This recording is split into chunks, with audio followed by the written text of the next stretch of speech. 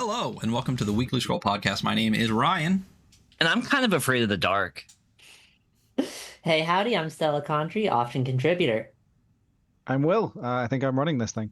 I hope so. And today, obviously, for those in podcast land that can't see, this is a different overlay, so it's a different kind of episode.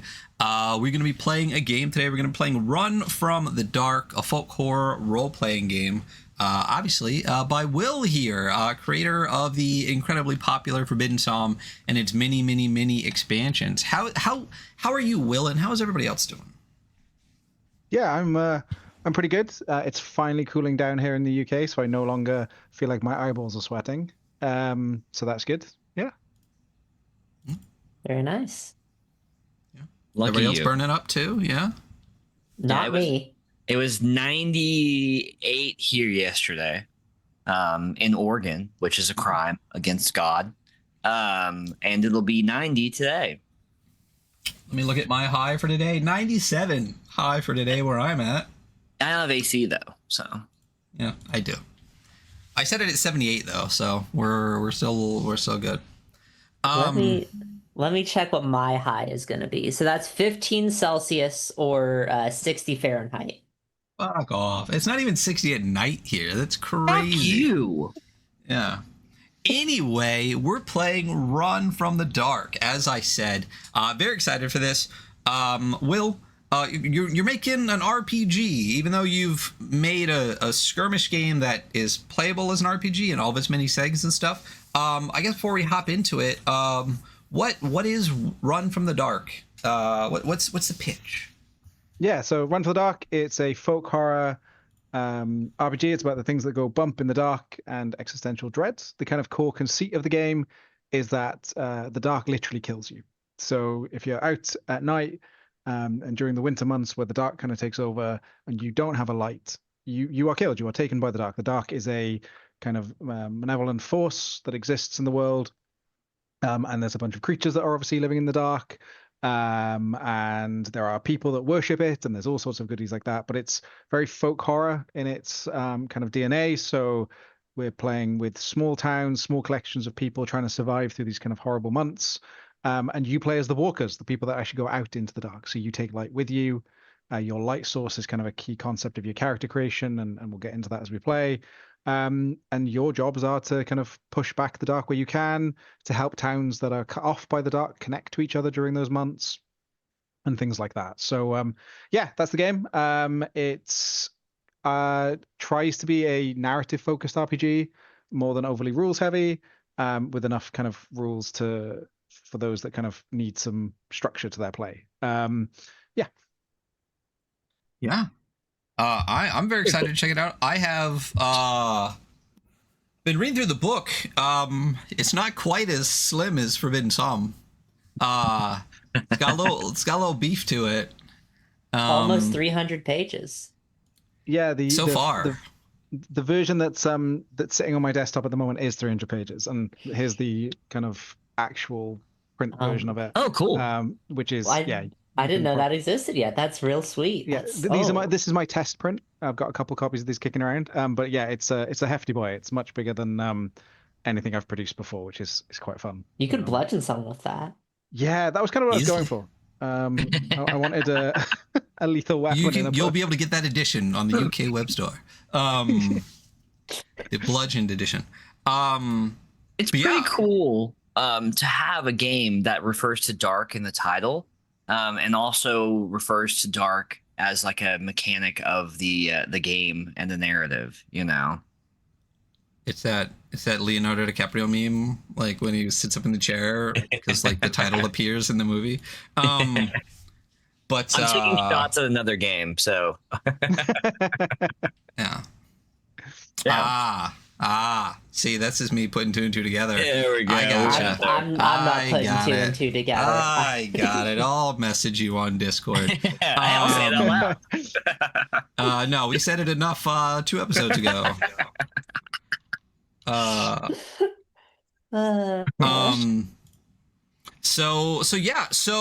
According to the book, even though it is apparently 300 pages, it says character creation and rules only takes like 20 and 10 minutes respectively. So we're actually going to do character creation here on stream. We're going to walk through, I guess, the rules here on stream, and let's see if it takes 30 minutes for three just oh so clever games people here. Three total idiots. to get it down, and then we're going to play the game a bit. So we're going to talk a little bit more about Run from the Dark at the end of the episode. So stick around to hear a little bit more info about like when it's coming out and everything. But why don't we just go ahead and hop right into the game? Will, take it away. Yeah, thank you. So the first thing we're going to decide as part of our character creation, and it's one of the most important kind of concepts for your character, is how they produce their source of light. And this depends on one of the towns that you come from. So each town in the game has its own method of producing light. And so hopefully you've all got sight of the PDF. If not, I can read through the towns quickly and tell you the different options you've got. And essentially, this is kind of the first thing you decide about your character, because it's one of the most important things in the game. So we've got the towns and the names of the towns are produced both in Welsh and English. And the reason for this is the game is set in a kind of future space in Wales where the world has kind of collapsed, but parts of the Welsh language have remained. So we've got the town of Elosg, the Burn. And if you want to come from that town, your light source is what's called an Everburn torch or Blackstone. Then we've got the Glow, which is a town that uses glow fly jars. So these are jars filled with specific insects that glow in the dark. You've got Underhill. They use what are called soil blood candles. You've got the Wetlands, who have huge vats of algae that are bioluminescent, and then you have to look after it, and you carry these huge vats around with you. You've got Forest Barrow or Forest Krug. They use what's called night honey. So one of the things in the game are night bees, which is a species of bee that make their nests inside the corpses of animals. Lovely, friendly bees. And if you get their honey, it can burn for a very long time. We've got the Everburn Forest that produced what are called Everburn torches. And then we have Giant Hill with black stone lanterns. So these are lanterns that use a stone that is mined from the hills. Undercrag uses hourglasses filled with soil that glows slightly. Ragged Rocks is a town where they mine these kind of glow in the dark rocks from the cliffside. It's a very dangerous thing that happens. That also forms the currency of this world. So when they mine these rocks, there are bits of fragments that break off. And the currency of the world is actually called frags, which is the fragmented glowing stones. You've got the Hollowlands that use what are called corpse lanterns. So they've got these jars where they capture what's called a corpse lantern in it. Oops. And you literally burn through the soul of the dead as your light source. Then there are two towns where they don't produce their own light sources. They use other people's because their own towns don't have them, which is Kingsgill or Penlog Brenhiniod. And the Lighthouse. And then the last two that you can pick from is Fort Granville, which produces methane lamps. So they are a town on swamps, and they use methane from the swamps to produce lights. And then the very last one is Penyduffryn, or Head of the Valley, which they use arc lamps that you actually charge up by winding up, and the arc lamps. So you basically pick one of those towns to come from and one of those light sources that appeals to you. So that's the first thing you do in character creation, is just pick a light source. Ryan, do you want to go first? Let us know what you're going to use. Hollowlands for sure. Burning corpses. That's got me all over it. Excellent. Cool. Stella? Dan Gloger, the Undercrag. I hope I'm saying that right. I'm not particularly familiar with Welsh. That's fine. The whole point of this game is that it's set in the future where no one can remember the pronunciations anyway, so don't worry about it. Fair enough. I'll do a Giant Hill because I really like the idea of this like ever burning fire under this hill, and you go in these halls and they're covered in smog and you hide from the dark in there. So I got Black Stone Lantern. Excellent. Cool. And then that leads us straight on to picking your class. There are 8 classes in the core book at the moment. So we have Scholars, Hunters, Shifters, Storytellers, Head Witches, Makers, Light Carriers, and the Reignited. So the two one to talk about quickly is the Reignited. So people, when they're lost to the dark, which is one of the things that can happen to your characters, all of their memories are lost to the dark. and they become a thing called the Dienid, who are people who live in the dark and make strange effigies, and they lose all of their memories and who they are. If they're returned to towns, they can burn the dark from them, but they never regain their memories. So the Reignited are people who've come back from the dark, but they don't remember who they once were. So it's a class that you essentially take, but then you get to take features of other classes as you slowly try and kind of re-remember what you've lost. So that's the Reignited, but otherwise they're kind of self-explanatory in their titles. So yeah, do we know what we're playing? So again, Definitely. Yeah. Do you want to go first then, Hunter? What are you playing? Yeah, give me a second. Hunter, you should play a hunter. No, I'm not gonna play a hunter because that's the obvious. I think everyone could probably guess what class I'm gonna pick. Ryan, what class do you think I'm gonna pick? Hedge Witch would be my guess. I'm gonna pick Hedge Witch. You're right. I'm playing Hedge Witch. Fantastic. Yeah. I mean, what speaks to me the most is the Reignited. I like that. Awesome. What about you, Stella? This I'm thinking The hunter, huh? yeah, fuck it, I'll be the hunter. Excellent. Do that. Okay. I just wanted to send it back to you, Cool. Awesome. Well, So if you turn in, has everyone got a copy of the PDF? yes. Yes. Yeah. Awesome. Excellent. So there are two things you can do here. So you can either turn to the pages of your relevant classes in the PDF, or you can just turn to the character sheets, because all of the rules for the individual classes are on their own specific character sheets. So in this way, when you play, you don't need to keep referring back to the rule book. Everything about your class is actually going to be on your character sheet. So on your character sheet, or on this, the very first thing you'll note is it'll tell you what of your stats you're going to get increases in.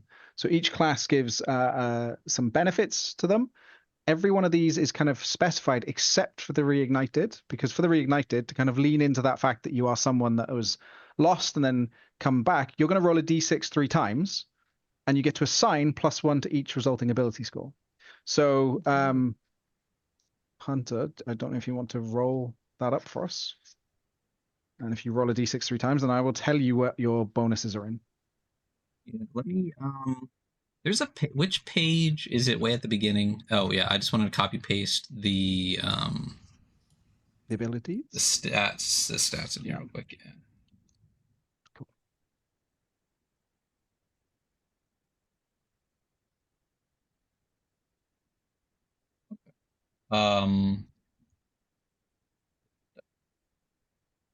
Normally flip to the United. So those in podcast land, I do have the PDF up on stream. So hey, come watch the YouTube. So let me scroll down to the Reignited. Okay, Reignited. Roll a d6 3 times to assign +1 to each resulting ability score. All right, so we do have it on the stream. Fuck off. Wait, what are we telling to fuck off? Oh yeah. Free ones. Physical. So you get +3 to physical. Excellent. Amazing. So yeah, keep a note of that. We'll come back to those in a bit. For now, what you're going to do in each of the classes, so we've got a Hedge Witch, a Hunter, and a Reignited. So for the Hedge Witch, you're going to get 2 features straight off the bat.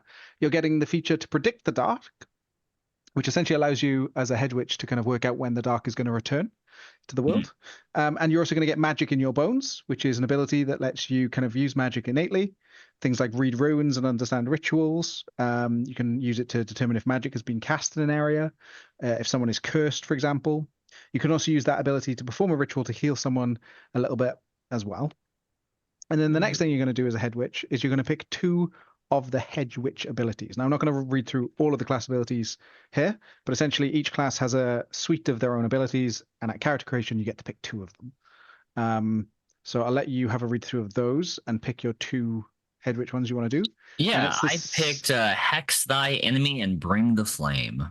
Excellent. Yeah, so Hex is an ability that's fantastic that lets you literally curse someone that has wronged you, and Bring the Flame is also another great one where essentially you can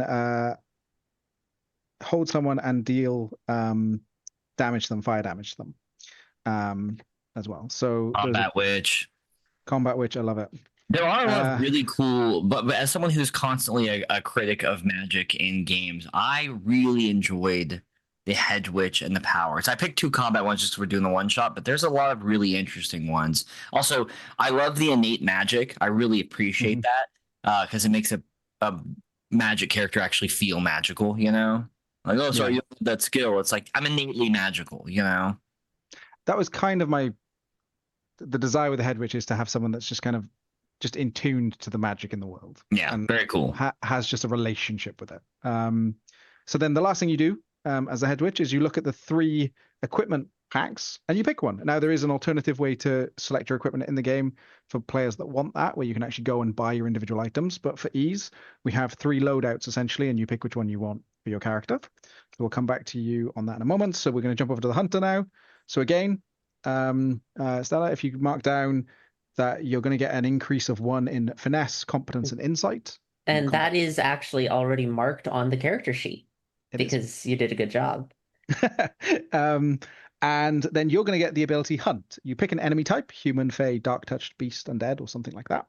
And they become your prey. And then you're going to get +1 on all tests against them, as well as being able to potentially track them. So do you know what you want to mark as your preferred enemy? I'm feeling like undead. Undead sounds great. And then again, same thing. You pick 2 of your abilities. So hunters have things like field medicine, knowing thy prey. They can have things like cleanse and flame. They can also get an animal companion, things like that. They've also got an ability called Bring It Down, where you can just insta-kill monsters in the game. And then same thing for you. Have a look at the equipment and pick yourself a hunter equipment slot there. And then we're going to go over to the Reignited, which is the one that's a little bit more complicated. So we've obviously rolled for the ability 3 times as well. And then we've got your first ability is Burnt Husks. So that one is when the dark has already been burnt from you. So you've already had it removed. The point at which you get lost to the dark again is kind of different for you. So there's a mechanic in the game called Darkness Within. So as we play through and you interact with the dark, maybe cast some spells that are a little bit less friendly, you may take Darkness Within points. If you ever hit 10 Darkness Within points, your character gets lost to the dark. You literally wander off into the dark. So for the Reignited, that's a bit tougher to happen to them because they've already had it happen once before. And then what they do is, again, you pick 2 class abilities. One of the class abilities you can pick as a Reignited is that you can literally just take an ability from another class. So you can be like, oh, I've remembered that I don't remember exactly who I was, but I remember I can do this thing that this other class can do. So have you to think about your abilities that you want to take there as well. Awesome. So that's the class selection. Is everyone good on those? Everyone picked what they want? Sweet. I think Ryan and I are trying to figure out my audio. Apparently, I'm having some issues right now. Better? Were you on not on the kidney bean or what? Oh, no, it wasn't that. I need to replace the cord going into my mic. Yeah, you're good now. Yeah. So blinded by the dark. That's not how that song goes. Hey, that's what it says here. So, well, why don't you 2 just kind of say what your abilities are if you've picked already while I look at them because I've been playing with stream stuff. So the 2 abilities that I ended up choosing was Field Surgery. When you have time and resources, you can make a healing check versus the DR of an injury to remove that injury from a walker. Very simple to the point. You got to be able to fix someone up. And then the other ability I ended up taking was Weapon Specialism. Hunter is trained with a specific weapon. On taking the skill, you gain the highest competence rank possible. Yeah. with that given weapon. In addition, if your weapon is damaged, you can repair it while out in the field. If the weapon is a bow, you can make arrows for it, or a sling, you can find stones for the ammo. If it's an unconventional weapon, however, you cannot make ammo without the required components. Yeah. Very cool. Yeah. Cool. Yeah, so the ones that I took, we kind of talked about, but hex thy enemy. If someone has wronged me, I can set a hex on them. I state what I want the hex to do. Then the watcher sets the following conditions, components required to perform the hex, how the hex is broken based on how the hedge which was wrong, and then the CR of casting the hex, which should be considered the DR of the target. Then I roll to perform a hex, and the hex can be anything from a minor inconvenience to that person to literally just killing them. Oh, you made me mad. You tripped me. You hold the door for me. You're dead.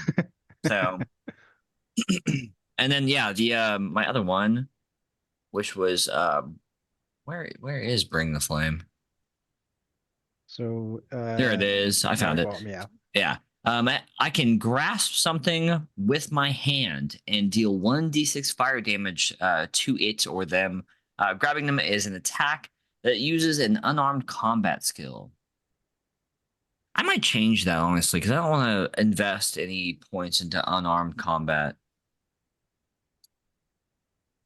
You know? Yeah.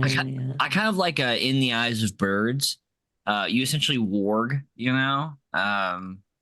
and you can see through an animal's eyes. But it's cool because if you fail, the animal actually takes over your body for a little bit, and you're just a dumb animal and a human for a while. And that's fantastic. Actually, you know what? I'm going to take In the Eyes of Birds. Love it.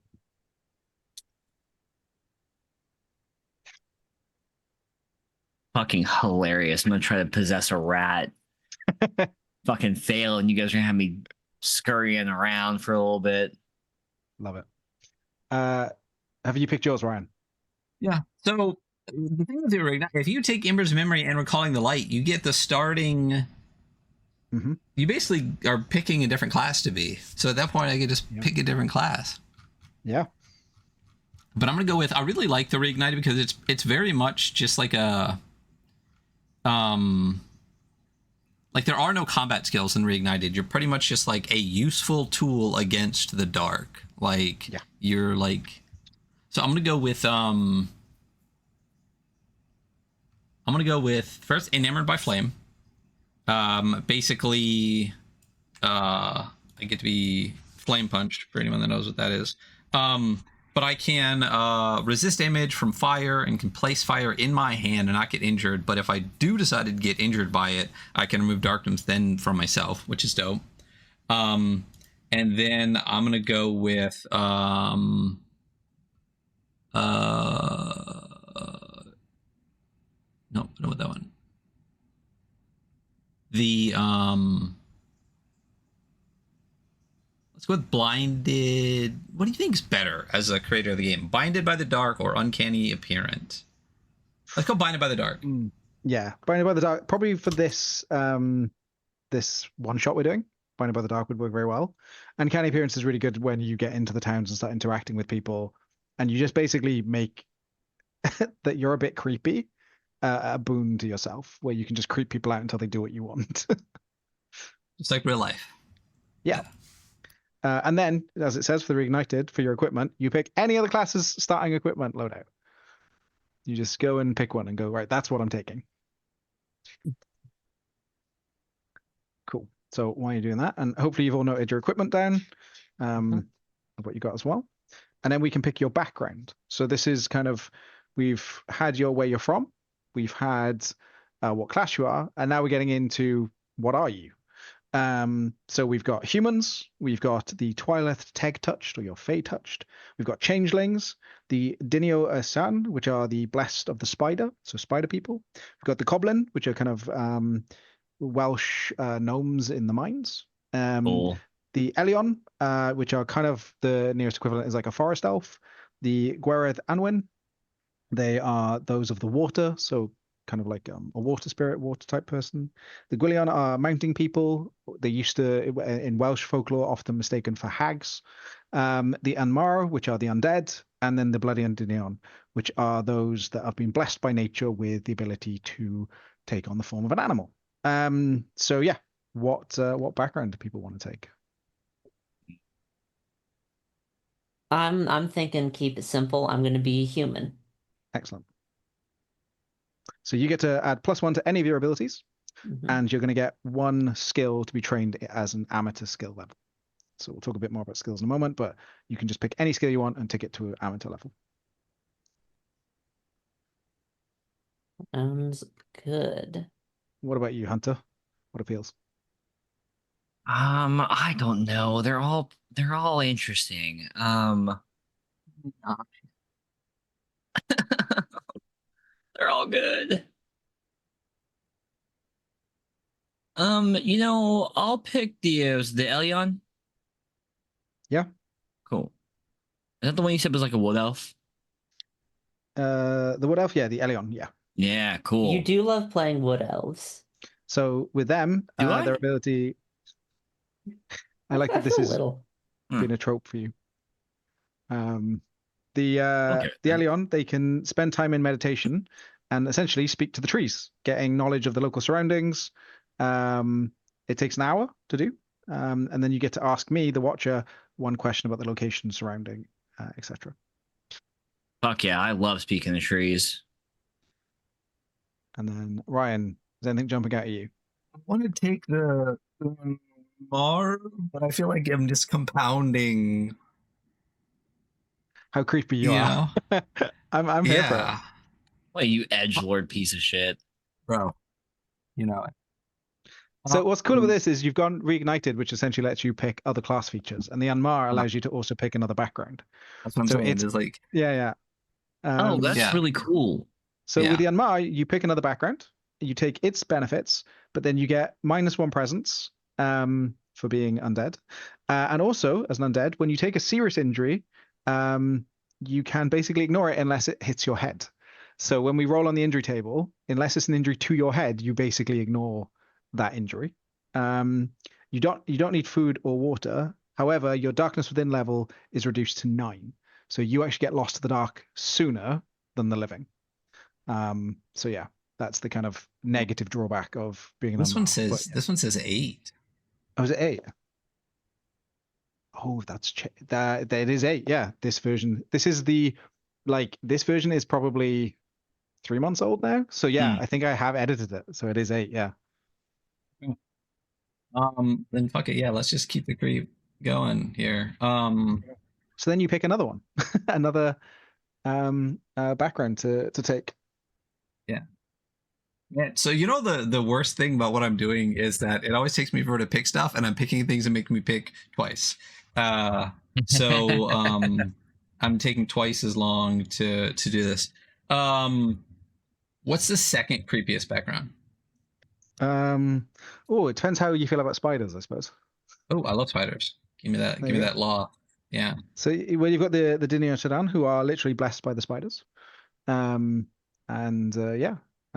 put those. Let's put that. There you go. Excellent. So I get training and climbing, and I can craft items out of silk. That's what I get. Yeah. Sick. Your character's name is Britst, Right? Yeah, he's from... Someone has just knocked my door. 1 sec. Mm. From Menzo Baranzo, Yeah. I see there's a changeling option in the backgrounds. And one thing I would like to say is I'm very fond of a Cumbrian word for changeling, which was oaf. I can add that in as another name for them. If you want to get Cumbrian with it, yeah.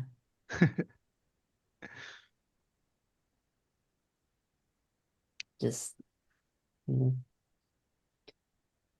cool. So we've all picked our backgrounds. Mm-hmm. We've taken those. So now we get into the kind of nitty-gritty of the personal ability scores. So these are the things that are going to kind of set what your characters are kind of good at, what they might be bad at.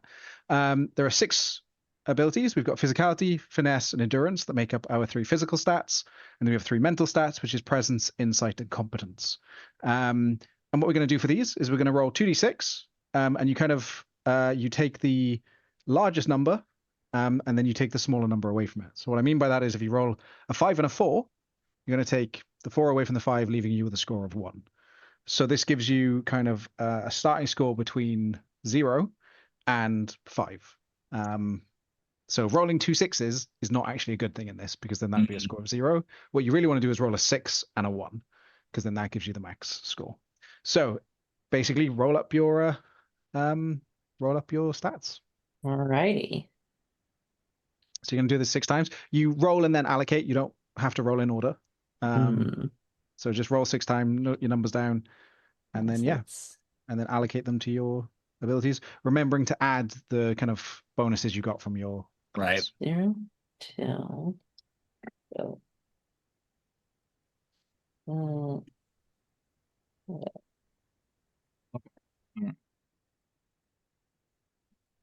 I got 0, 1, and 2 so far with the first 3.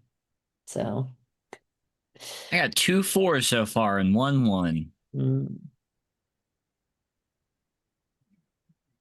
4's pretty good. 2. Oh, My job is 0, 1, 2, and 3. Can I get 4 and 5 as my next ones? Let's see. What happens if you roll doubles? That's 0. 0. Another 0. You literally get 0? Fuck off. Yeah, you literally get right 0. off. Fuck right off. We do this 6 times, right? 6 times, yeah.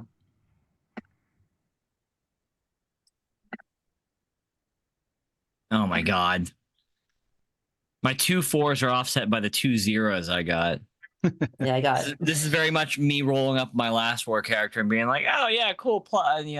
We flipped a coin for the stat spread, and I kept getting the +3, -3 one. I'm just like, okay, cool. Very brutal cool. one. Alrighty. So let's see. I'm gonna have How many dice on the screen? 4. Castle Red Fox. Yeah, I love this method of rolling, because it kind of breaks your brain, because if you roll 2 6s, you feel like that should be good, and then it's not. And you're like, wait, no.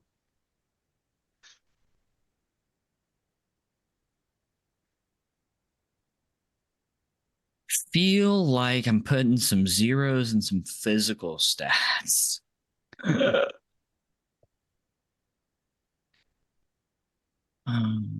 Yeah. Alrighty. So the way I got it down: 4 physicality, 3 finesse, 1 endurance, 0 presence, 2 insight, and 2 competence. Fantastic. So once you've allocated your stats, you can, if you want to, move a value of 1 from 2 scores. So what I mean by that is you could move 1 from, like, say your physicality was a 5, you could put that as a 4 and then move 1 to something else. So that's just a little way to kind of fudge your numbers if you're like, oh no, my stats aren't quite what I envisioned for my character. So we do have a way of like fudging the dice slightly. So if we already have pluses from previously, say I have a 0. If I physicality +3 and I have 0, can I just say it's physicality +3, right? Like, yes. Doesn't. Yeah, that's right. Yes, that's a. And I get 2 zeros. And the way it works is you add all your bonuses now that you got from your class, and then you can move stuff around. So it's even a way to move around like bonuses you may got from your class. So it's just a way for you to kind of push your character a little bit more to the way you want to have them. Cool. Yeah. So let me know when everyone's good on that, so we can move on to the next. Oh, I'm set. Excellent. Why don't you talk through yours real quick while I figure out Cool. mine. Yeah, I have. Listen, I'm the squishiest guy here. I have a physicality of 1, a finesse of 0, an endurance of 1. I have a presence of 5, insight of 4, and competence of 3. Fantastic. Health is your highest mental ability plus your highest physical ability plus your endurance? Yes, and if your endurance is your highest physical, you add it twice. So yeah, that's how your health works. It's 1 plus your highest mental plus your highest physical plus your endurance. So if I put my 5 in endurance, I get to add 5s twice. That's yeah. right. Yeah. Well, yes, that's what I'm doing. It does. Actually, it says player max health cannot be lower than 1, but Yes. you add 1 no matter what. Mm-hmm. So is there a way to get your shit sapped? There isn't currently. There may be through memories and things that we're going to roll for in a second. The other thing is that the reason that's in there is because what I've learned from writing Forbidden Psalm is when I think a rule is clear, it isn't always clear to people. That's fair. Yeah, you have a much broader audience than I, so you gotta write for a much broader Yeah. folk. I've learned to be like, it's better to over explain something and Mm, make sure it's clear than answer the 50 emails I will get if I haven't done that. yeah, I was just excited for ability score damage because I love that shit. That is a thing in the game. Yeah. Yeah. So, has everyone worked out their health? Are we all good on that? And then Yeah. we get on. Got a Cool. hearty 8. We're then I going to get also- onto this. Oh, yeah. Sorry, you go ahead. I was going to say we're going to move on to skills, but if you've got a question about health, please do. No, I was saying I also have a hardy 8. So Oh, nice. What about you, Ryan? What's your health? 13? No, wait, plus 1, right? Yes. 14. Nice. Awesome. So the next thing we're going to do is we're going to talk about skills very quickly. So everything you do in this game is a skill. So all the roles you're going to take in this game are based on skills. The way the game works is you roll a d20, you add your ability to it. So your endurance, for example, if it was a 5, you would roll a d20, add that 5 to it, and then you would add if you had a skill. If you're untrained in a skill, you get -1. So for example, if you wanted to climb a wall and you're not trained in climbing, you would add your strength, your physicality, and you would then -1 because you're not trained. So untrained, -1. If you're an amateur in something, you get +1. If you are trained, +2. And if you're an expert, +4. And what you do at character creation is you're going to get to pick 1 skill to be trained in, 1 skill to be an amateur in. You gain additional skills equal to your competence ability. So whatever your competence score was, if you had a 4, you get to pick 4 more skills. And everyone selects 1 weapon to be trained in. So you pick a weapon type and you are trained with that weapon. So walkers aren't allowed out into the dark until they can at least swing a sword / use a bow / defend themselves in some way. That makes sense. probably going to pick the weapon that I have from my loadout as my trained weapon. So it's probably a good idea. So just to quickly run through the default skills while you guys pick yours. There are athletics, crafting, and you get to define what type of thing you can craft. There are conversations, combat, dodging, foraging, folklore, healing, harvesting, hunting, language skills, knowledges, and again, you get to specify the knowledge, performance, natural magic, and learnt magic. They're the 2 types of magic in the game. Seafaring, survival, sleight of hand, shields, and wayfinding. Wayfinding is quite an important one, as because that will be used for when you kind of journey out into the dark. So having at least 1 person in the party with wayfinding can be helpful, but it can also be quite funny if nobody is good at it, because then you just get lost in the dark a lot. I'll take wayfinding as an amateur skill, and if else want to. I mean, I guess you're the hunter. Yeah, I'm the hunter. I'm thinking taking that as a trained skill. Oh yeah, do it up. I'm gonna keep taking magic stuff then. Because I'm the hunter.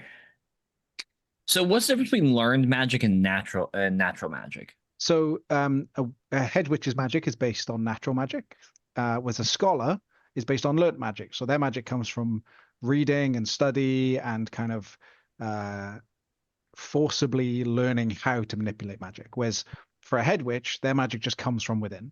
So that's the kind of big difference between those 2 things. And then in the game, there are magical items that might rely on one of those types of magic over the other. Okay. Sometimes there'll be monsters that might use one over the other. So again, whether you can interact with that monster in the game and work out what it's doing will depend on the type of magic you have. Some characters might want to take both so that they can use both types of magic. yeah, that's the kind of big difference between it, is the way that you came to learn your magic, whether it was in your blood, in your kind of in your bones, or whether it was something you actually spent time studying.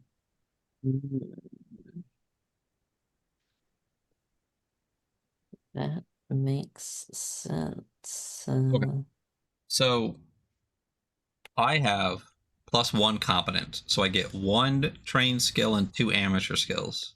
Yes. Trained skill adds a +2, and the amateur skill adds a +1. Yeah. And that's all I have to do. You also get your weapon skill as an amateur. Yes. You also get to add a weapon one as well. Oh, and my equipment list, because I can get set on fire, I went with one of the light persons. Mm-hmm. So I have like flame weapons. Nice. Oh, which was a nice bit of synergy. I like that. Yeah, as the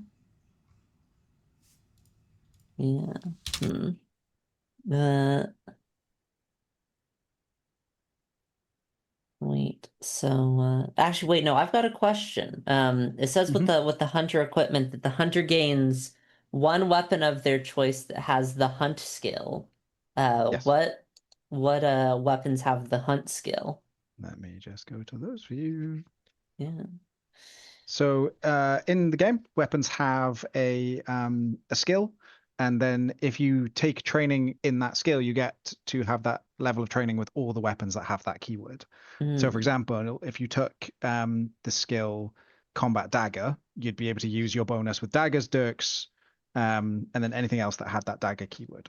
So for you, for weapons that have the hunt keyword, you are looking at spears. You are looking at bows, javelins, slings. I think that's. Is there any others? So it's one of those 4 weapons that you pick. All right. I guess I have hunting spear as my thing. Nice. Awesome.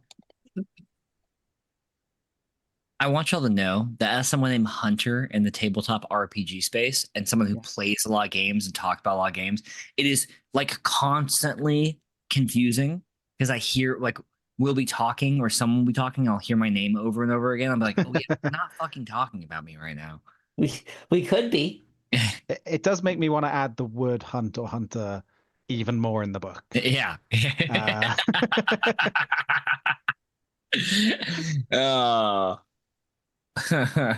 Too funny.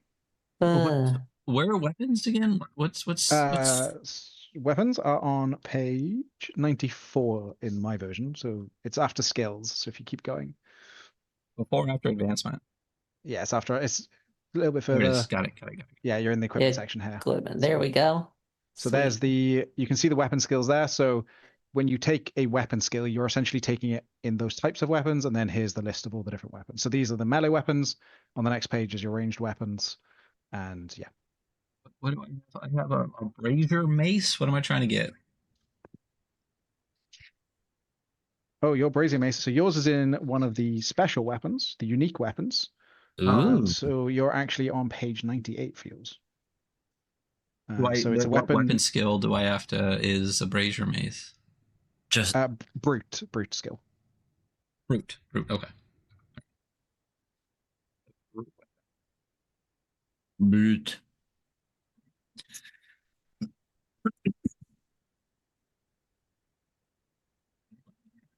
Due to my physicality and the weapon specialty thing, I have an 8 attack modifier with the spear, which I reckon that's pretty good. That is pretty good. Yeah, that sounds very high on a D20 D20 plus game. Yeah. So when we if I take brute weapon, that's training is what I'm getting, so I get like a +2. Is that what? Okay, that's right. Yeah.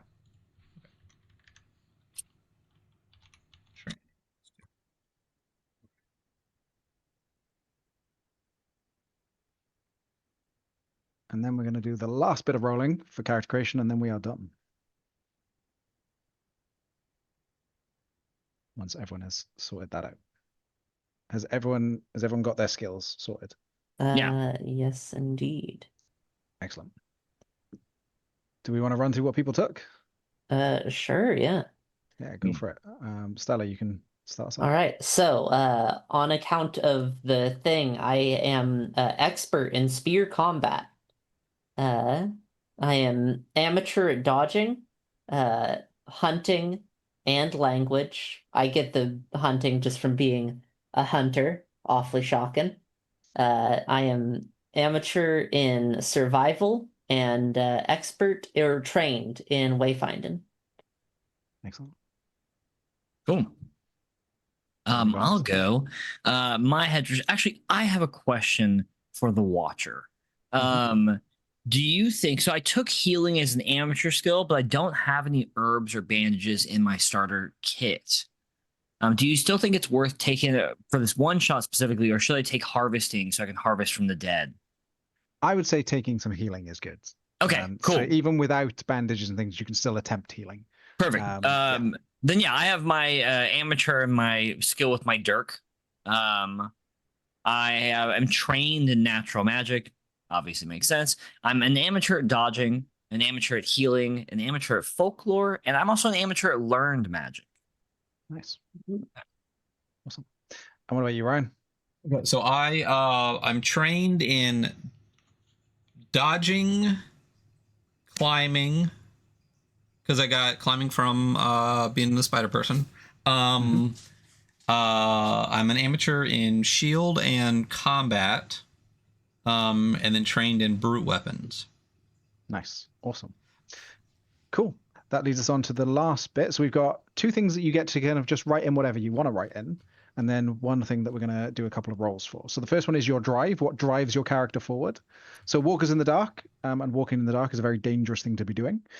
Most refuse to even ever do it, but walkers are different. They look out for things in the dark. Something is driving you onwards, something that kind of makes your character who you are. When you act on your drive, you're going to get a +3 to a single test per session. So you get to say, I'm acting on my drive, and then you kind of get that +3.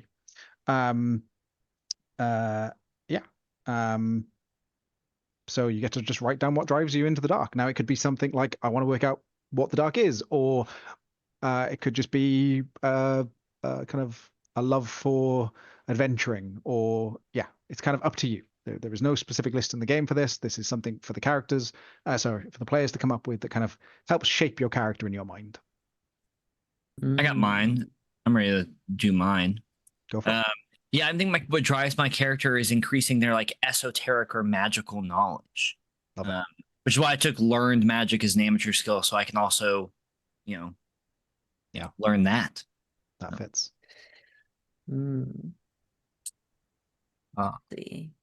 I am just trying to remember who I was. That's a great drive. That's a great one. What a fucking interesting character concept you have created, Ryan. It gives me a little bit of a soul burner. Yeah, totally. It's a little like Dark Soulsian too, you know? Very cool. What about making a character has been fun in this game, by the way, so far. I'm having fun just making a character, so. Yeah. That's good. In regards to drives, I reckon I lost a hunting partner to the dark, and as such, ain't happening again. At least not on my watch. That's a great drive. And then next, and this can feed off of your drive, is your fear. Now, like your drive, so your drive, you can say to the watcher, the GM running the game, I'm acting on my drive, I get a +3. At any point, the watcher can turn around and enact your fear and give you a -3 on a roll. So this is the opposite. But again, you get to come up with what your fear is. So this could be, I can't recommend having a fear of the dark in a game where you're mostly going to be dealing with the dark. But if you want to have that, that's a nice gift to the watcher. But yeah, so this is a chance for you to come up with what is your character afraid of. Now that can be, again, as broad of a concept or a small little concept. It could be something as silly as, being afraid of a specific animal, or it could be something much grander like fear of loss or being alone. You go ahead, Stella. I was gonna say, I think I'm afraid of water. Like any place where I'd have to swim. Love it. Yeah. That's amazing. We're gonna come across a lake. I think all right, where there's a lake on the map. All right, we're good. I think I'm gonna go inverse of my drive and go. I'm afraid of ignorance. Nice, love it. I'm afraid of losing myself again. That's Oh, it's a great fear. And then we're gonna do Ryan. our last bit of rolling. You're gonna get to roll for 3 memories that help form your character. So everyone's gonna roll a d20 to pick your childhood memory. If you roll the same number as somebody else, we're gonna get one of you to re-roll. We're also going to roll for a memory that's based on your class and a memory that's based on your background. So who wants to roll for our memories first? Who wants to start us up? Well, I guess, did. Yeah. No. Okay, what did you get? A 19? Excellent. So your father was part of the foragers, a group of people that went out and foraged in the towns. So you're going to gain the foraging skill at amateur. All right, I reckon I'll roll next. Go for it. 18. I grew up on the sea. This makes a lot of sense. You gain the seafaring skill. If you already have it, increase your skill level. So yeah, you gain the amateur skill in seafaring. So clearly, there's a reason. There's some history here about why you are now afraid of water, given that you grew up on the sea. This couldn't have been better. Ryan, please roll for me. 13. In your mother's study, a staglet made its home on a shelf. You have a staglet key that leads somewhere you do not know. So for those that want to know, the staglets are these wonderful little critters that are in the game. These absolutely delightful marketable plushes. Yes, on camera. These are wonderful plushes made by someone called Rachel Makes, or Ratch Makes, who has kind of partnered with me on the game. So these are actually going to be little adorable creatures that you can find in the game. But also as part of the Kickstarter that's coming later in the year, you'll actually be able to get custom-made versions of these. I love those so much. Yeah, so thanks for rolling that, Ryan. That was a great kind of way for me to plug that. Absolutely not planned. And yeah, you have a key that one of those has given you that you have no idea where it leads. Yeah. And then we're going to roll for your class memories. So let's start with our hedge witch. Now you're going to roll just a d6 for this. I roll 6. You learned from your tutor a means to create a specific potion. What did you learn? I get to set an ingredient that you need for it. So what potion do you know how to make? A potion of invisibility. Okay. What would be? I think you need some morning dew. So some morning dew collects on some leaves. And then and then our hunter again. Roll a d6 for me. Alrighty. 2. You were once gored badly by a boar. You gain the field surgery ability if you do not already have it. So if you already have it, you can increase it. You refuse medical treatment from others unless dire, saying it's just a flesh wound. So you will not take healing from other people unless it's really dire. But you do gain the field surgery ability. Alrighty. Yeah. And then our reignited memory. Let's go for a d6 on that. 5. There is magic in your bones. You take a scholar class feature. Whenever someone uses magic near you, your bones ache.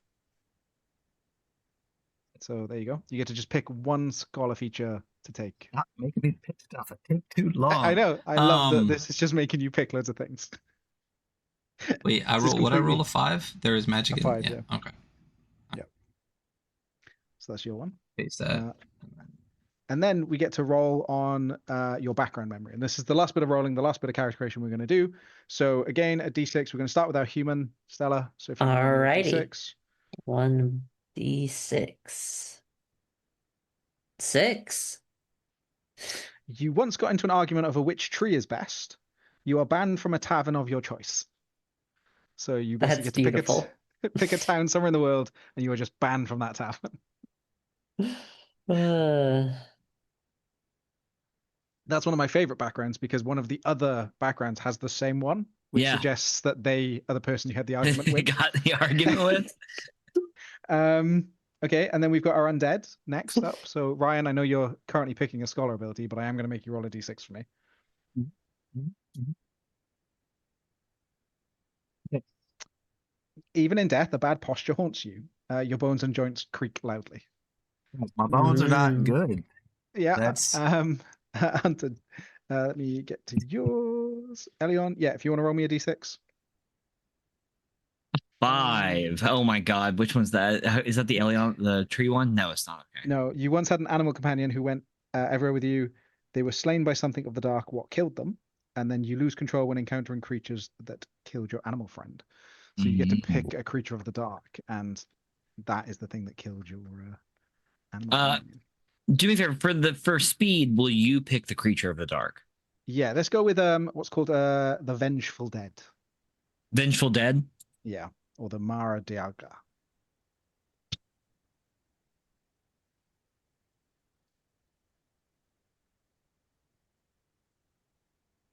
And that is all of our rolling and class stuff. Ryan, what scholar ability have you gone with? Or are you still in the minds of picking? yeah.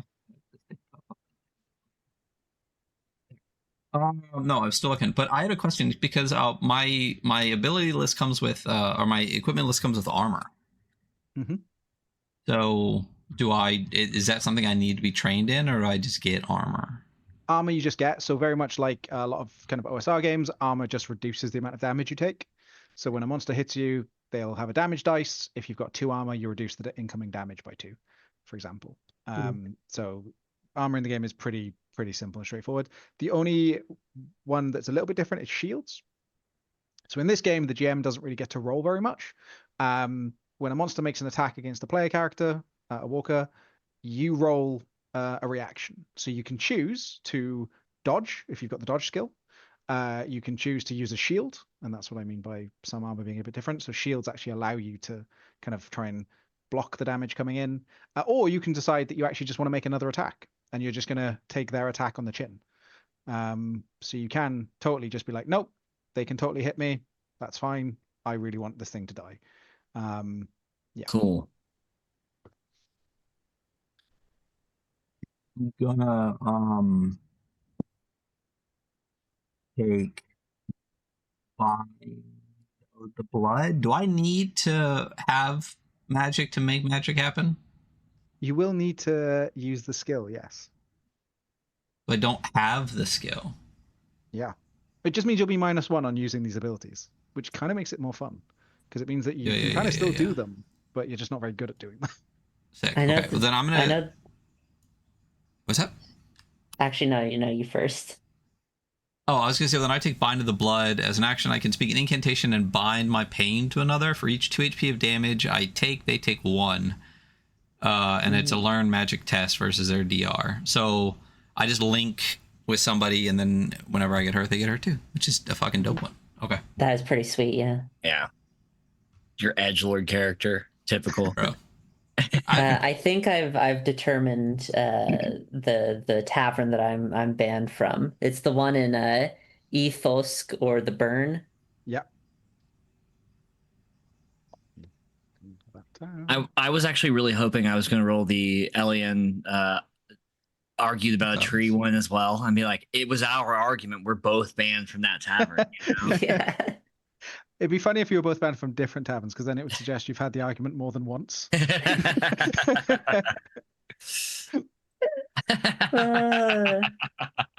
Just go from town to town arguing about trees. Yeah. So there you go. So you can kind of see there that the memory system, the idea is that, you know, your childhood one gives you something that's a little bit of a benefit. Your class one gives you something that can be quite a large bonus to your character. And then the background one is much more flavorful. It's much more something a little bit silly or something a little bit more flavorful about your character. So it's just to add some flavor to the character and help people get into the kind of headspace of playing who their character is. They are optional to roll. You can just pick them. So if people want to just pick the things that they feel matches their character, or even come up with their own, that's totally cool as well. So yeah, that is your characters created. Do we have names for characters? The hardest part of character creation that usually takes 4 hours. I do have a question though. Oh yeah. I got braided metal armor and I can't find it. This might be one.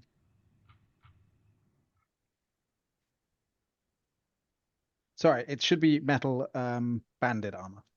Metal bandit. Okay.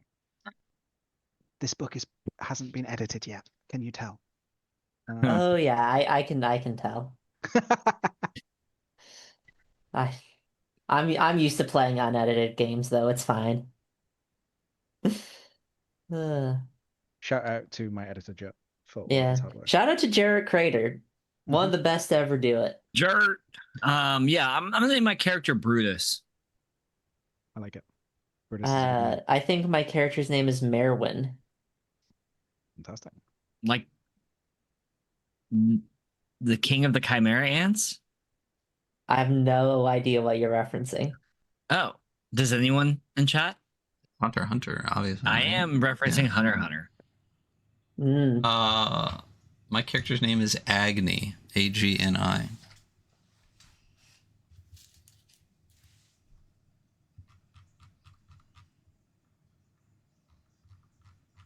Doesn't that mean fire? It's the main character in Fire Punch because he's on fire all the time, and my character can hold flames and stuff. I need to read that. Fire Punch is so good. When you read Fire Punch, you're like, I get Chainsaw Man now. Like, I understand where you come from.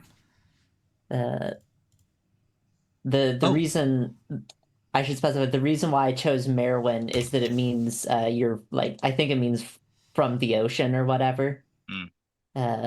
I'm loving this backstory of you being from the ocean, but also hating it. Yeah. Being Were you like on a deathly shipwreck afraid. or something, or? I think so, yeah. This would make sense. Can you guys DM me your name so I can put them in the thing? Oh yeah, sure.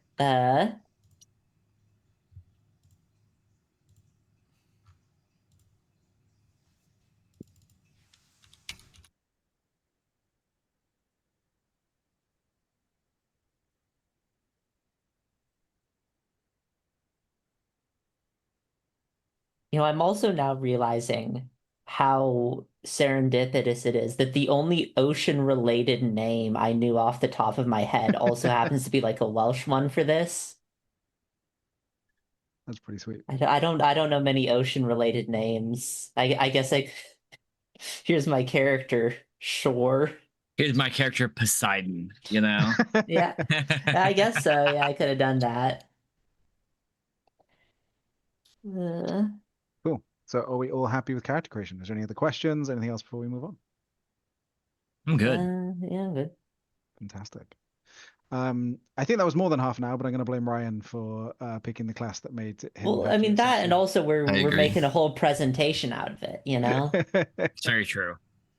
No, it's all good. I also like to blame Ryan for stuff too. So yeah. I'm calling him Ryan the Innocent from now on, due to his innocence, at least in this particular manner. What I love is matter. he's just silent, ignoring all of us. Yeah, he's plotting something. Watch out.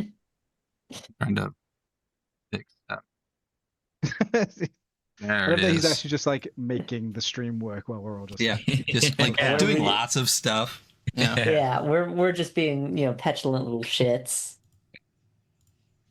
All Wouldn't right. have it any other way. Cool. So we're going to jump in kind of so in the back of the book there is a pre-planned out kind of 3 adventure long adventure that you can go on, like a sample adventure, and we're going to kind of jump in the middle of that a little bit. So we're going to be starting off with you guys being in one of the towns, and you are walkers that have kind of come together. So walkers never really go out on their own into the dark. That's a very dangerous thing to do, because if your light source ever goes out and you haven't got someone else backing you up, you're pretty much dead. So you 3 have come together to work together to take on jobs from towns during the dark months.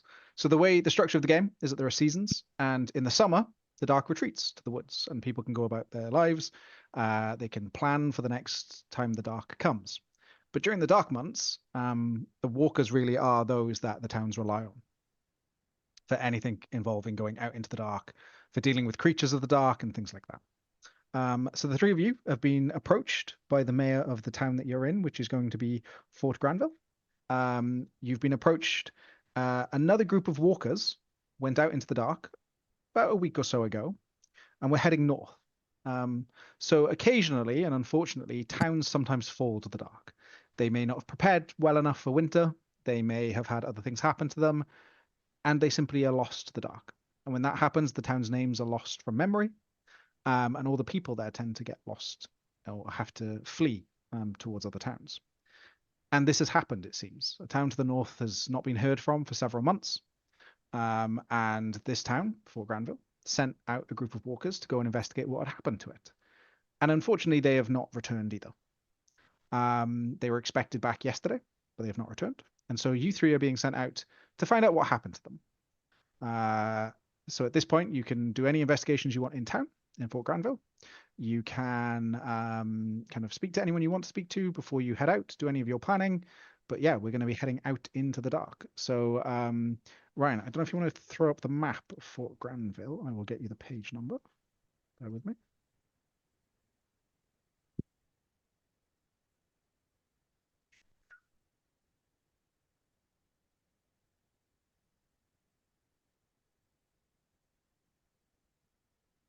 I'm struggling to find it in my own book. Oh, there you go. It should be page 117. 16, 17.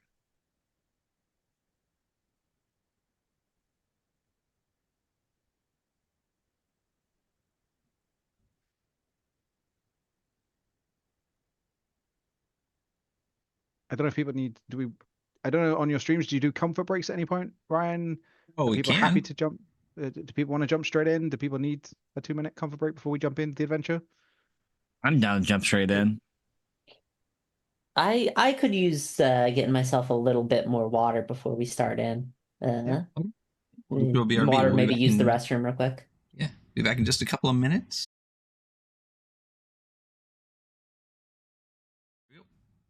And we are back. Welcome, everybody. Mhm. Bring up that map. Boom, there's a map. I got a map on screen. So, we left off like less than 5 minutes ago. Yeah. What were we doing? So, you have been approached by the mayor of the town, Tanwen. And Tanwen has informed you that 3 walkers were last seen heading north to a town that is believed to be have fallen to the dark, but no one really knows. And they have asked you to head out into the dark, to follow the footsteps of those 3 walkers, and maybe, if you can, find out what happened to the town as well. You'll be rewarded for doing so when you return. And yeah, that's where we kind of left off, with you being in town. You spoke to the mayor in the mayor's house, which is number 1 on the map there. If you've got any questions to the mayor, we can play that out. Or if there's anything else you want to do in town before heading out. So other locations in town, you've got the mayor's house, the swamps, the blacksmith, the docks, the guardhouse, the town square, the Purple Haze Inn, the river, and the slums. And yeah. So as far as like supplies go, do we need to worry about food and water? Not for a one-shot, and Cool. the kind of game makes that up to players and the GM to decide. So it provides rules for how you can worry about getting into the nitty-gritty if that's the kind of game that you like playing. But for the most part, it's kind of assumed that walkers don't head out into the dark without enough supplies to make it to where they're going. Perfect. And yeah, if on a bad wayfinding roll, you may find yourselves lost out in the dark a little bit longer and maybe needing to find and forage for food. But for most games, my personal preference is not to worry too much about the nitty gritty, but I know there are people that really enjoy that. So there are mechanics that to allow for it, but it's kind of up to the players and GM to find that sweet spot for their game. Well, then I'm fine heading out. Yeah, same here. Excellent. So you head out. So you're going to be heading north to a fallen town, following roughly in the footsteps of the walkers that would have the path they would have taken. And it means we need our first roll of our game, which is that someone is going to make a wayfinding roll. Now, the way all rolls in Run from the Dark work is that you're rolling a d20 plus your ability score plus your skill. The GM will tell you what the difficulty of a roll is. usually. But for a wayfinding role, it's kind of a little bit different in that kind of whether you succeed or fail, you're not going to get lost to the point where you don't ever achieve what you wanted to achieve. But a bad roll might mean that you get lost or might mean something else happens. Might take an extra day or something like that. Yeah. So we're gonna say for this being it's a pretty straightforward journey heading to a town north along a path that's pretty well known. We're gonna say the challenge rating for this, a DR, is a 15. 15. 15. So it's a 20 plus your ability. So, and the way that the game works is you decide which of your abilities you're using, but you have to justify it. So, for example, you could be like, I'm going to wayfind using physicality, but you'd really have to argue how you're using brute force to find your way somewhere. Chopping down trees. Just straight lining it.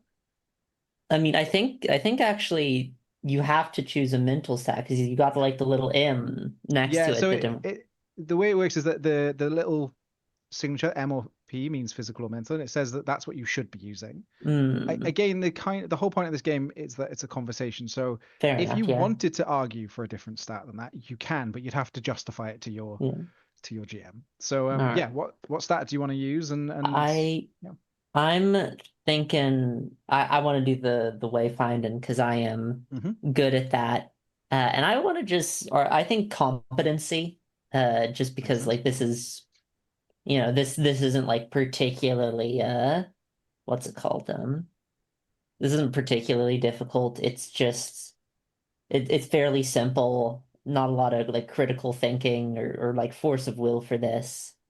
It's just doing something that's kind of route. So that would be 2, so that's +4.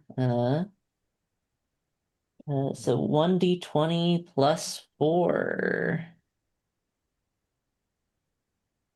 Amazing. Okay. There we go. So you've got a 24. You crit it. Well, no, I got a 16. Yeah, 16 +4. Yeah. So still very good success. Yeah, you're going to make your journey on time. You're going to know the route pretty well, and we're going to travel along it. And this is where we get into. This is a little bit behind the scenes. Normally, the players wouldn't need to know about this, but for GMs watching and that we're playing with travel, you can again go into the nitty-gritty and play it each day. But personally, I don't find that as fun. So what we actually have is a mechanic where when people go out into the dark, you plan 3 encounters for them. And the encounters are based on 3 concepts: harrowing, horrifying, and hopeful. So you plan a harrowing encounter for your walkers to encounter out in the dark, a horrifying, and a hopeful. And there are some kind of suggested ones in the book around what those might look like. For these starting adventures, we've got them kind of laid out for you. And yeah, it's kind of a mechanic to make traveling in the dark a little bit more easier for GMs to run. So for this, on your first day of travel, it's kind of a relatively uneventful day. I will say, who would like to roll me some weather? Someone roll me a d6. Let's see what the weather's like.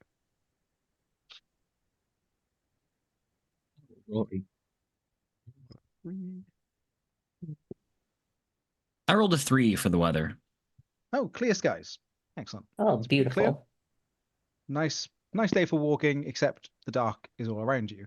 So as you go out into the dark, your characters would have encountered this before, but as players, you come across the fact that essentially all light ends at about 30 feet away from you in just a wall of black. And as you move forward, that black recedes away from you. But unlike shining a torch on a dark night where the light gradually gets dimmer until it ceases to be, this is just a physical wall of black. And that is the dark, which means at any given time, you're about 30 paces or so away from death. And this is what you're walking out into. You can't see into it. It's completely black.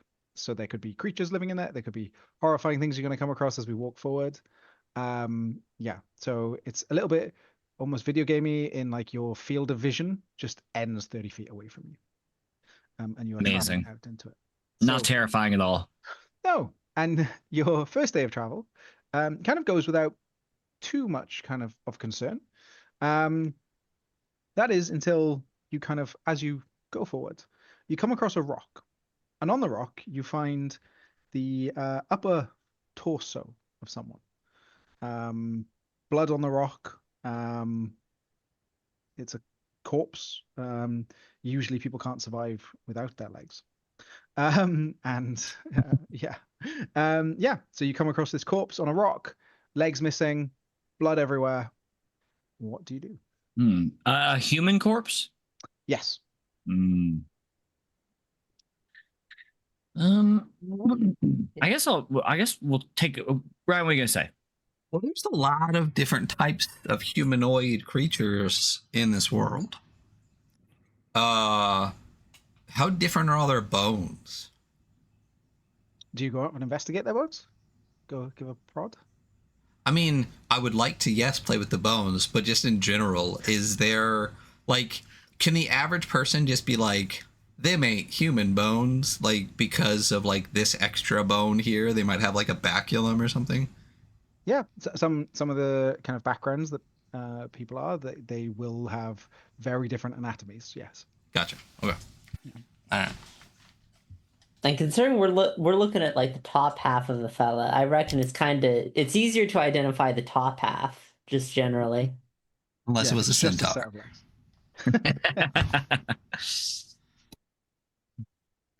Indeed. But yes, I would like to poke around on the bones a bit and see how fresh the blood is. Okay, what skill are you going to use to try and ascertain? My creepiness. This is just a hobby of mine. No, I would like to not use any of the skills I have because none of them are applicable, so I don't do that because it would make no sense for me. But you can. You just do it untrained.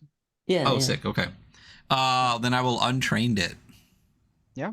So let's go with a competence. Yeah. Let's go with the competence. So it's a competence roll -1 because you're untrained.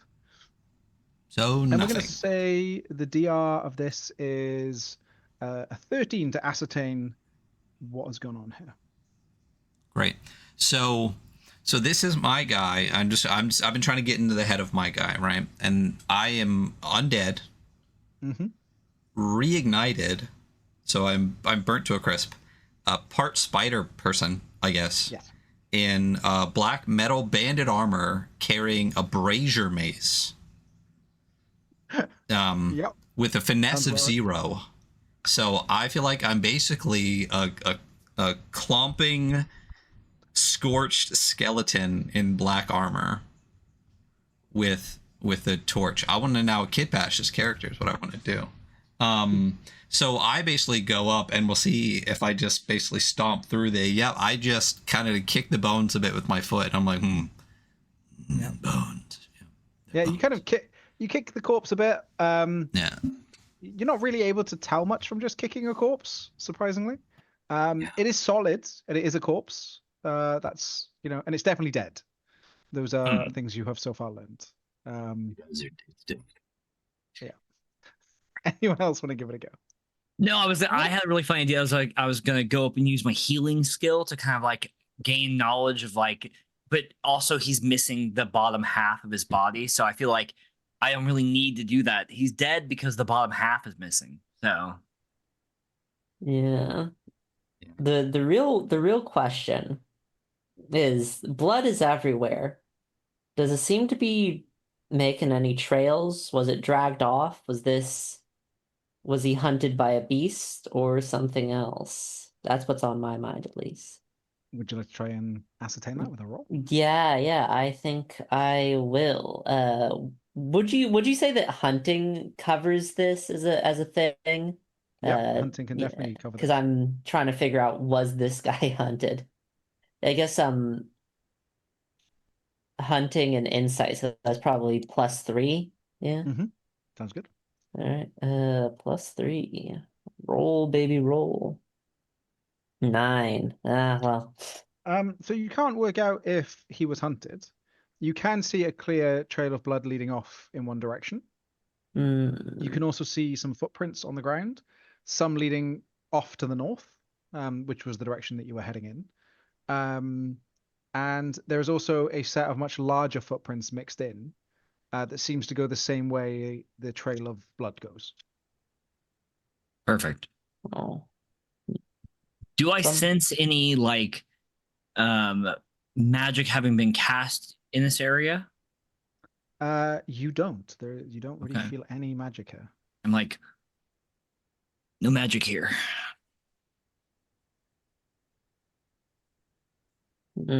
Oh, yeah. Do my bones don't ache, right?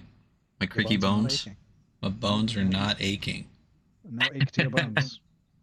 I guess you guys just keep moving north.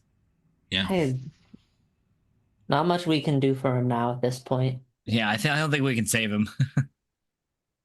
Do you search him? Do you? Yeah, I'll run his pockets. Well, I mean, not his pockets, maybe his shirt pockets, but yeah. So you do find a backpack, kind of on the ground. In it is a broken, kind of glass lantern of some kind. You find some food, and some thick furs. So for anyone that doesn't have armor, if you want to take his furs, they are a little bit blood soaked. Yeah. Does anyone not have armor? I'm armored with thick furs even. Yeah, I'm armor as well. Unless it's better than 2 armor. No. I think that Thick furs is 1, but you get +1 to withstand cold or other such things. Oh, cool. Well, I take his food. Take his food. Excellent. Narratively, and then I think we'll. You keep heading north. Yeah. As you head north, can everyone just roll me a perception? Just a D20 perception. Yeah. Plus anything or? Just plus your perception. Perception. Wait, what's perception? Perception. Do you mean presence? Insight? Yeah, insight. Sorry. Okay. Yeah. These all got renamed, so I had them as all beginning with P, and then fair enough to playtesters, they told me it was too confusing and I should change them, so I did. Which means in my head they're still all P words. There we go. So we've got. Okay, so who rolled our 12? That would be me. Okay, this would make sense. So Stella, as our hunter, you're a little bit more on the lookout for things than the rest of the party. As you travel along, you realize that something is tracking you. You kind of turn around at one point, and on the edge of vision, as your light kind of moves away and the dark comes back in, you see a large white hand around the top of a tree, much higher up than what you'd expect a human hand, and the hand is far too large to be that of a human, or of a humanoid. And yeah, something very big is tracking you through these woods. What do you do? Well, at least we know what tore up that fella. I pull out my gun. My character's American.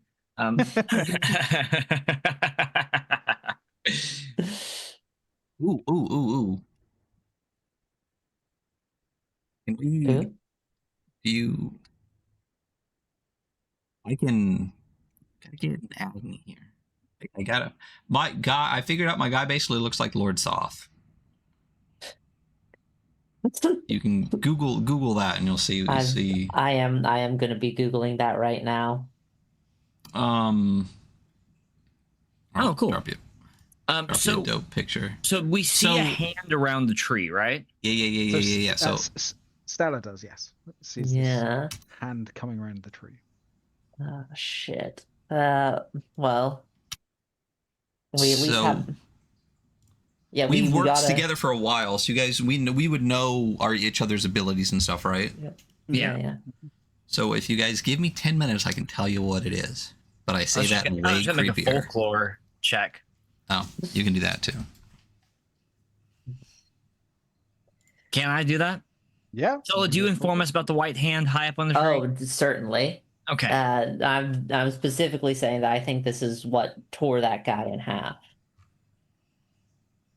Then I'm gonna make I'm an amateur in folklore, and I assume it'd be like insight work for that.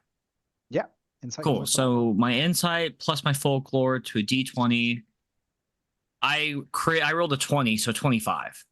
Excellent. So you know these woods are kind of plagued by a creature called the Hollow Men or the Dinion Gwag. Ryan, they're on, I think it's going to be 213 or 214, if you want to find the image. They are silent as the grave. The Hollow Men stalk their prey. Often the first sight of them is a bloody hand wrapping itself around a thick bark of a tree. They either seem in league with it or unaffected by the dark. The white glowing dot of their eyes is sunken in their hollow face. They stand over 12 feet tall, and they can easily render a man to pieces if they ever catch one's scent. Rumor has it that there's a town in the north was lost when Hollow Men working together besieged it. They can be quite troublesome. So you are being stalked by a Dunion Gag. I think the most terrifying part of that is that they have enough intelligence to work as a group to siege a town. You know, like what the fuck? Yeah, it's definitely giving me a little bit of Attack on Titan, a little bit, you know. Yeah, I turn to the group and I'm like, it's a Hollow Man. I heard of a town that once besieged, working together. They have intelligence. They're hunting us. Pack hunters. That's okay. Not good. Well, I am going to have my spear at the ready. Once again, because if I do the whole binded by the dark thing, do I only get one creature or all creatures within 500 paces? Let me double check the wording. You can spend 10 minutes thinking about the darkness around you, and the Watcher will tell you of any creatures of the darker. So I could do it, and we could see how many there are. That's right. Will it leave us alone for 10 minutes? I mean, we're alone now. It doesn't seem to be currently approaching. It's just tracking you. Okay.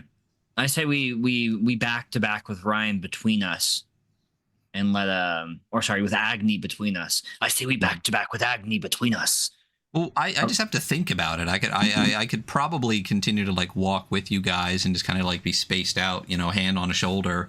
I think as a walkers, we're used to moving while we do a lot of stuff. That's my assumption. Then let's do that. Yeah, so I'll just put a hand on Brutus's shoulder and kind of like space out, you know, and just kind of be guided by it and think about this binding by the dark and let my, you know,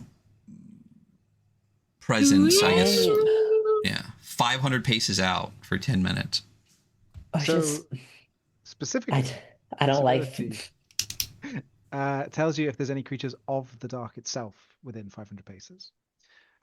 And what you get is a reading that there aren't any within 500 paces. But you know this creature is within 500 paces of you. So what you're essentially learning is that it's, indeed, they're not a creature of the dark. So they're in league with it, or at least unaffected by it, but they don't seem to be a manifestation of the dark in any way. So but you don't sense any other creatures either. I don't like feeling like I'm being hunted. And this thing hunted.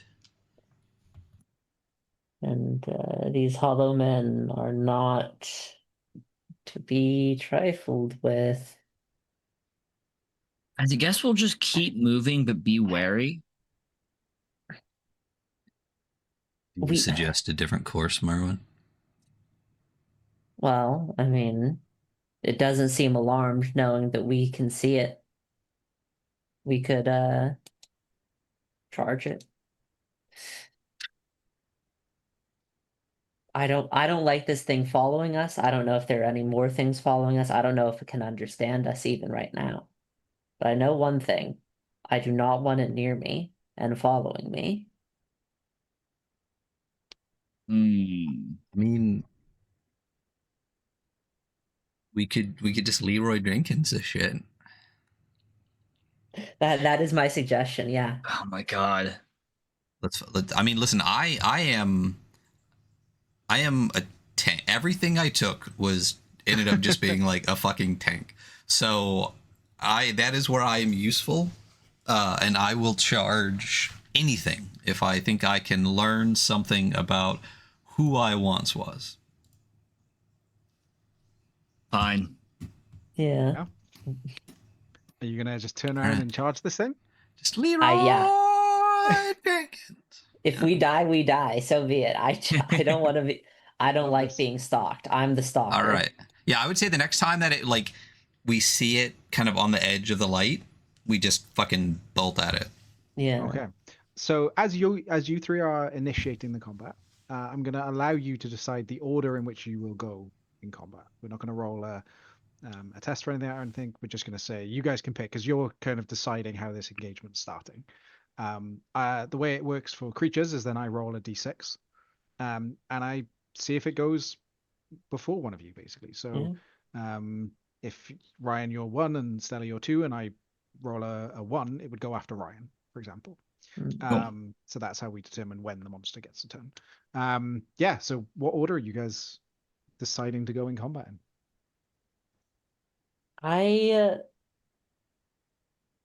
I feel like I at least want to be second.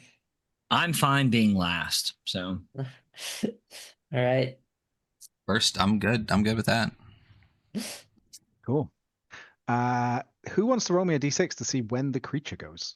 I'll do it. That is 1d6. 3.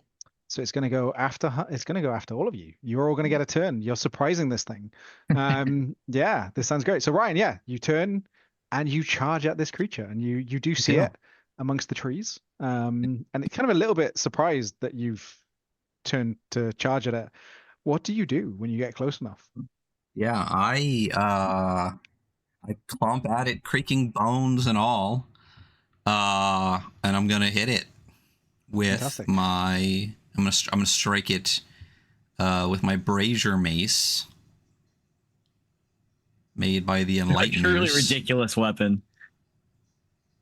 I assume it's a mace, but the head of it is a brazier, right? Yeah. Yes. It's perfect for me because again, I'm completely immune to flame. That's why my name is Agni's not immune.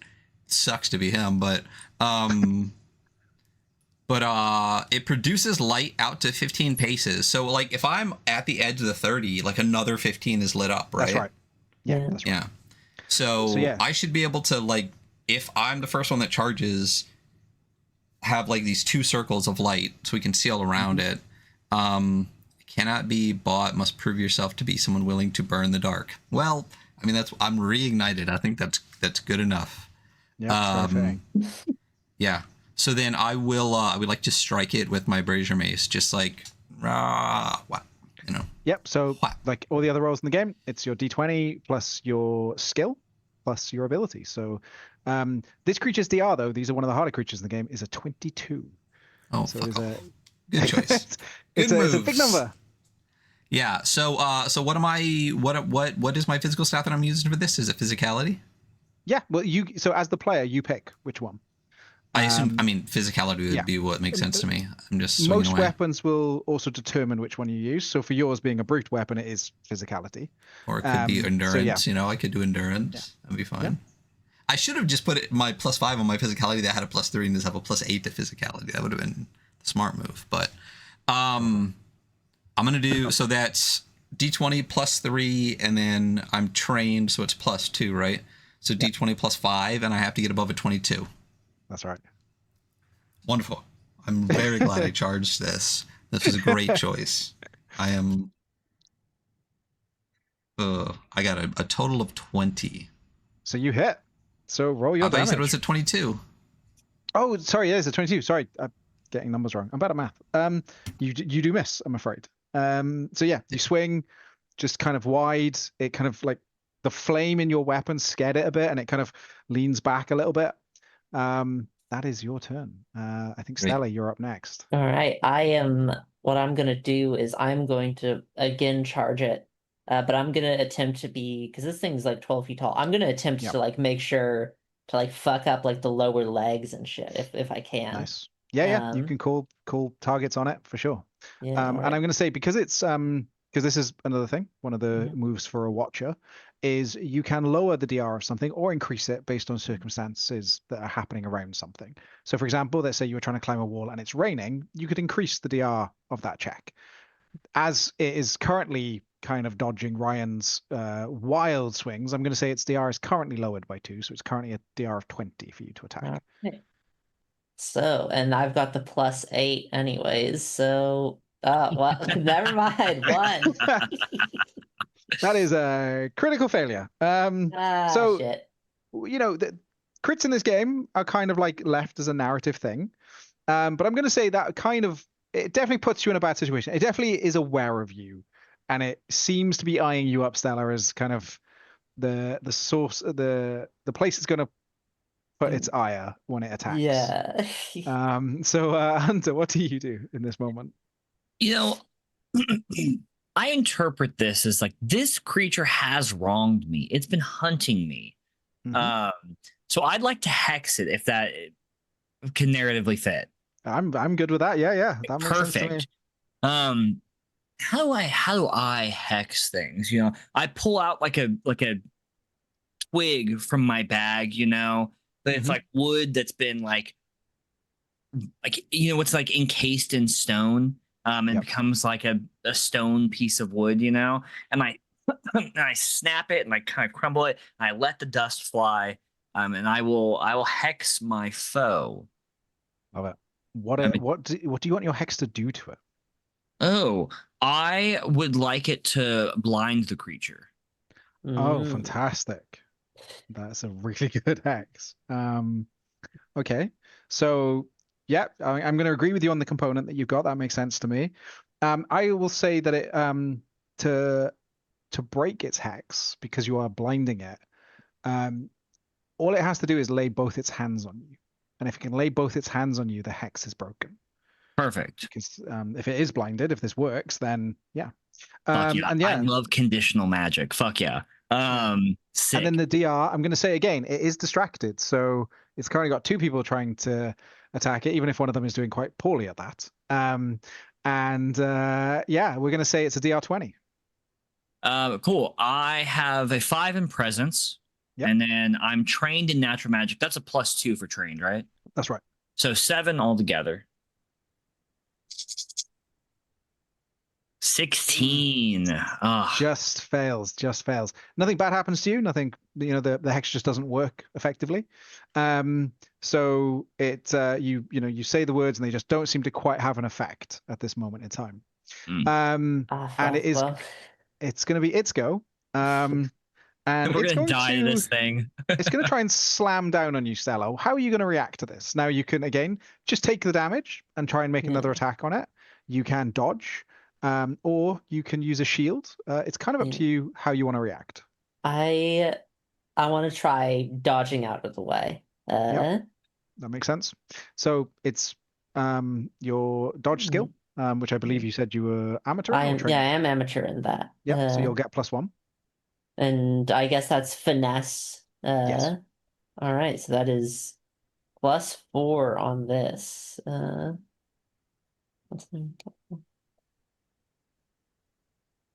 11. I'm afraid it is going to hit you. Well. It's going to do 5 damage to you. So if you've got armor, you reduce that damage by your armor, as its hand just comes down in a mighty blow onto your shoulder, kind of forces you down onto one knee. It's quite a devastating blow, and you kind of feel it like vibrate throughout your body. It's quite a punishing blow. Yeah. And we're back to the top of the combat round. Ryan, you're up. All right. Well, this is probably gonna be what I do almost every single time because this is my guy. I'm gonna try to bring this flaming brazier mace back around and give a little spank on the booty, as he's going for Merwin. So have you moved behind? Are you saying you've moved behind him, like you've flanked? Sure, yeah. Let's say that, like, because if they went for Merwin, then I'll definitely just get behind it. Try to get the. Yeah. I was gonna say back shot, but that's not what I meant. Backstab, kind of. Yeah. As you're now flanking it, I'm going to say the DR is dropped to 18, because you've kind of improved your situation. So go for the roll. +5. I gotta remember. Sorry, I have my modifiers in. Natural 20, baby. Crit. So 20s in this game, instead of rolling for damage, you just do max damage. Fuck yeah. So what's the damage on your dice? My damage on my mace is brazier mace. Where are you? Is 6. So you just do 6 damage. Is it got any special abilities or anything Yes. around the fire? Physicality and burn. Burn. Excellent. So basically what that means is on the creature's turn, it has to either take damage or try and put itself out. It is now burning. So you've also set some of its clothes on fire, its hair maybe. Yeah, so depending on how I think the creature will react to that, it's either going to spend a turn instead of attacking, putting the fire out, or it's going to just take damage from the burn. So you've done a good sweet damage, a really big hit on the back. Kind of you see your mace kind of gouge into its flesh. The flame licks up off your brazier mace, catches its hair that was like laden with grease and oils. And yeah, the creature is now burning, which also is acting as a source of light, which is useful. Yeah. Stella, you're up. All right, so this thing just slammed down at me. It did. What I'm gonna try and do is I'm gonna try and just like jab my spear through its hand. Nice. I love that. Give it some stigmata, I guess. So that is still +8, I presume. Yep. Still a DR20 for you because it can see you. Yeah. Hey, 21. Nice. Roll your damage as your spear kind of slams through its hand. Right. Yeah. That is 3. Nicely done. So yeah, it takes 3 damage. Your spear kind of pierces through its hand. It pulls its hand back off your spear. Kind of blood pours out from the wound, and it lets out kind of a really guttural like sound as it pulls its hand away. Yeah, Hunter, you're up. Hey, it slammed my partner and friend to the ground. One of my traveling crew. That thing wronged me in that action. I'm gonna hex it again. So go for it. You love hexing. It's your favorite thing. What is this hex going to be? I want to make it bleed. Nice. So it burns while it bleeds, you know? Mm-hmm. So I take a very weird sharp pine cone out of my bag and I press it between both my hands and I just start muttering an incantation. This is fantastic. Yeah. Love this. I'm going to say for it to get rid of this hex, it has to make you bleed. Do what? So if this hex goes off, if you succeed, for it to remove the hex and stop itself from bleeding, it has to make you bleed. Oh, good. This is great for me. 25. So the wound on its hand kind of opens up wider and a flow, a river of blood begins to pour out. And we're doing stigmata shit here, baby. Yeah. The creature gains the bleeding condition, which is a condition of the game. So again, at the start of each round, it's going to take damage from bleeding now. So not only is it burning, it is also bleeding. It's having a bad day. It is the creature's go. These aren't mindless animals, Holloman. It is going to try and put the flames out. So it's going to take the turn, using probably some of its own blood that's pouring from its own hand to douse the flames. It kind of gets rid of the flames in its hair, and that's its turn. It takes a turn putting the flames out. Which brings us right back around to you, Ryan, as it's spent its turn just stopping itself from burning to death. Well, as it's dripping its blood all over itself, I'm going to kind of jog around it again and give it another back shot. Go for it. I don't think you should be calling these back shots. Roll for back shots in the chat, No,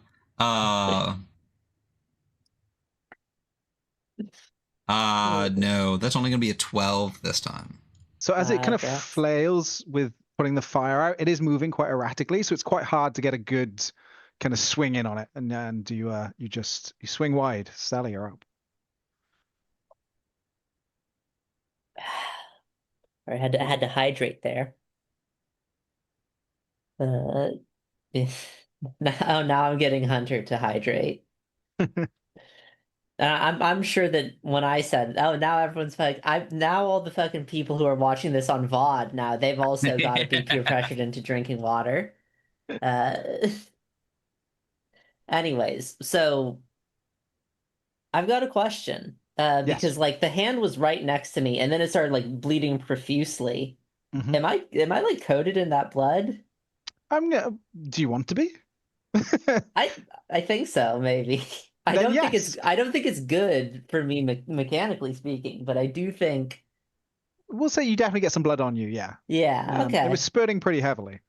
Like okay, cool. Just yeah.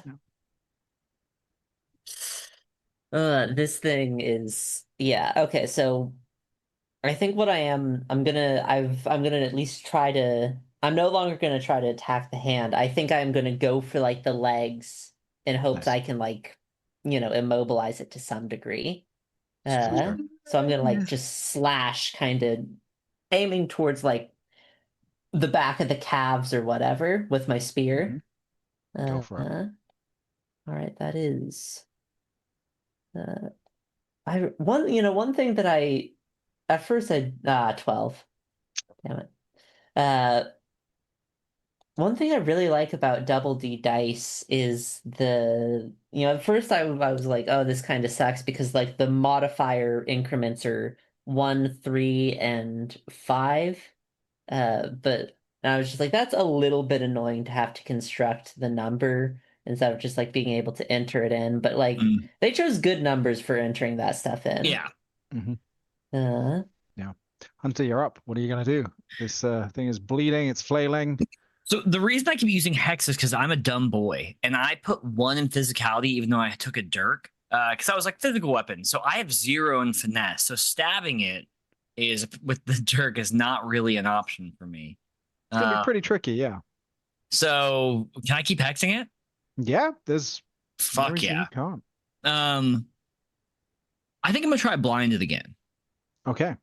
Yeah, I do the same ritual. I pull out like a petrified wooden stick, and I break it and crumble it and throw it in the air. And it's gonna work this time. It is 24. Yeah, so it's kind of flailing, bleeding, and suddenly it's like its vision goes, and it is just staggering. Yeah, that is. I'm gonna say it's its turn. It does get to try and hurt someone. But it's going to be wild, just haymaker swings. I'm going to say with just how wild it is, both Ryan and Stella, you're going to kind of have to dodge this thing's wild swings. But it's not going to be that difficult because it is now blind. And yeah, it's not going to be too hard to dodge. So we're gonna really reduce this thing's DR at this point. We're going to say it's only a 14 to avoid being clobbered. Hell yeah. Yeah. Unfortunately, Ryan does get hit.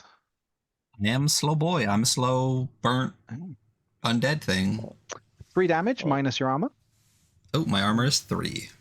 So you take no damage. It just hits you in your metal kind of braided armor and just bounces off. You feel the impact, and you feel like if the armor hadn't been there, you may have lost a rib. But as it was, you're kind of okay. Yeah. And it's your go. And this thing is wildly swinging. At this point, it is much easier to deal with it being blinded and bleeding. We're going to say that the DR has dropped to just a 17.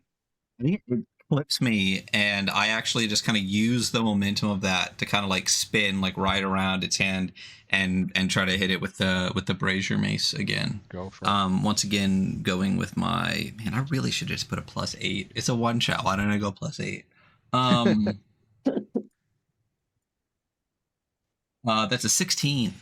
Oh, just off. So we're gonna say you do kind of clip it, but just not enough to really get a good swing in to do anything to it.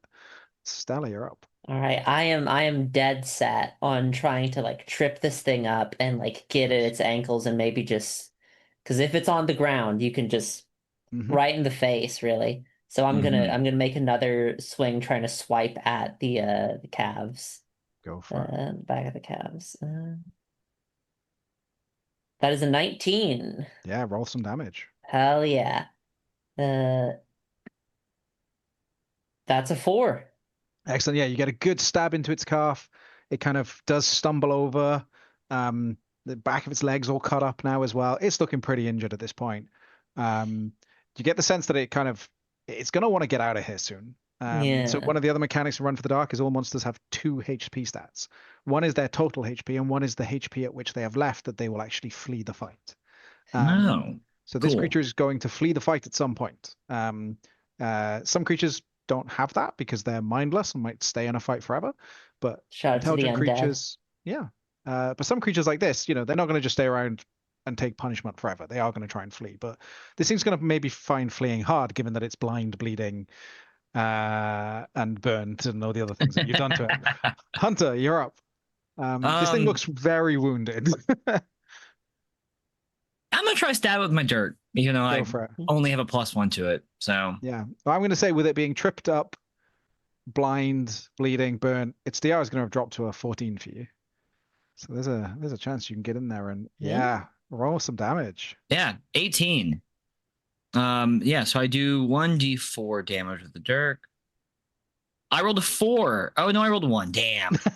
Yeah, you just kind of slice it a bit, cut it a bit. It is further injured. It's still swinging. Unfortunately, Hunter, you have now got close enough that its wild swings may hit you.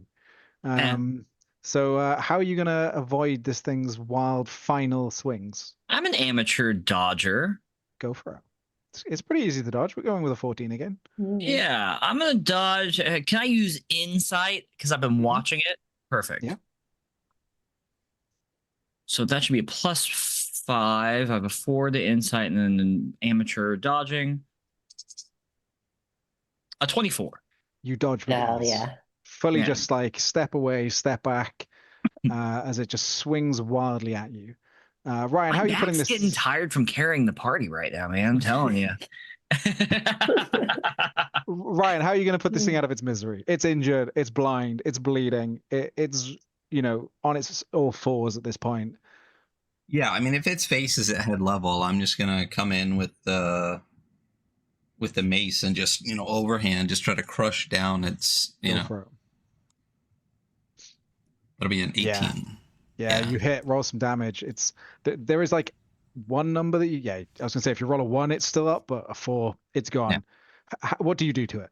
Tell me how you end this. Yeah, I just like step in, and when I come down, like I said, it like looks up at me at the last second, and then Mace just kind of comes in and just crushes its skull down and drops its face down into the dirt, and the whole thing then just flattens out on the ground, and then it catches fire and starts to slowly burn.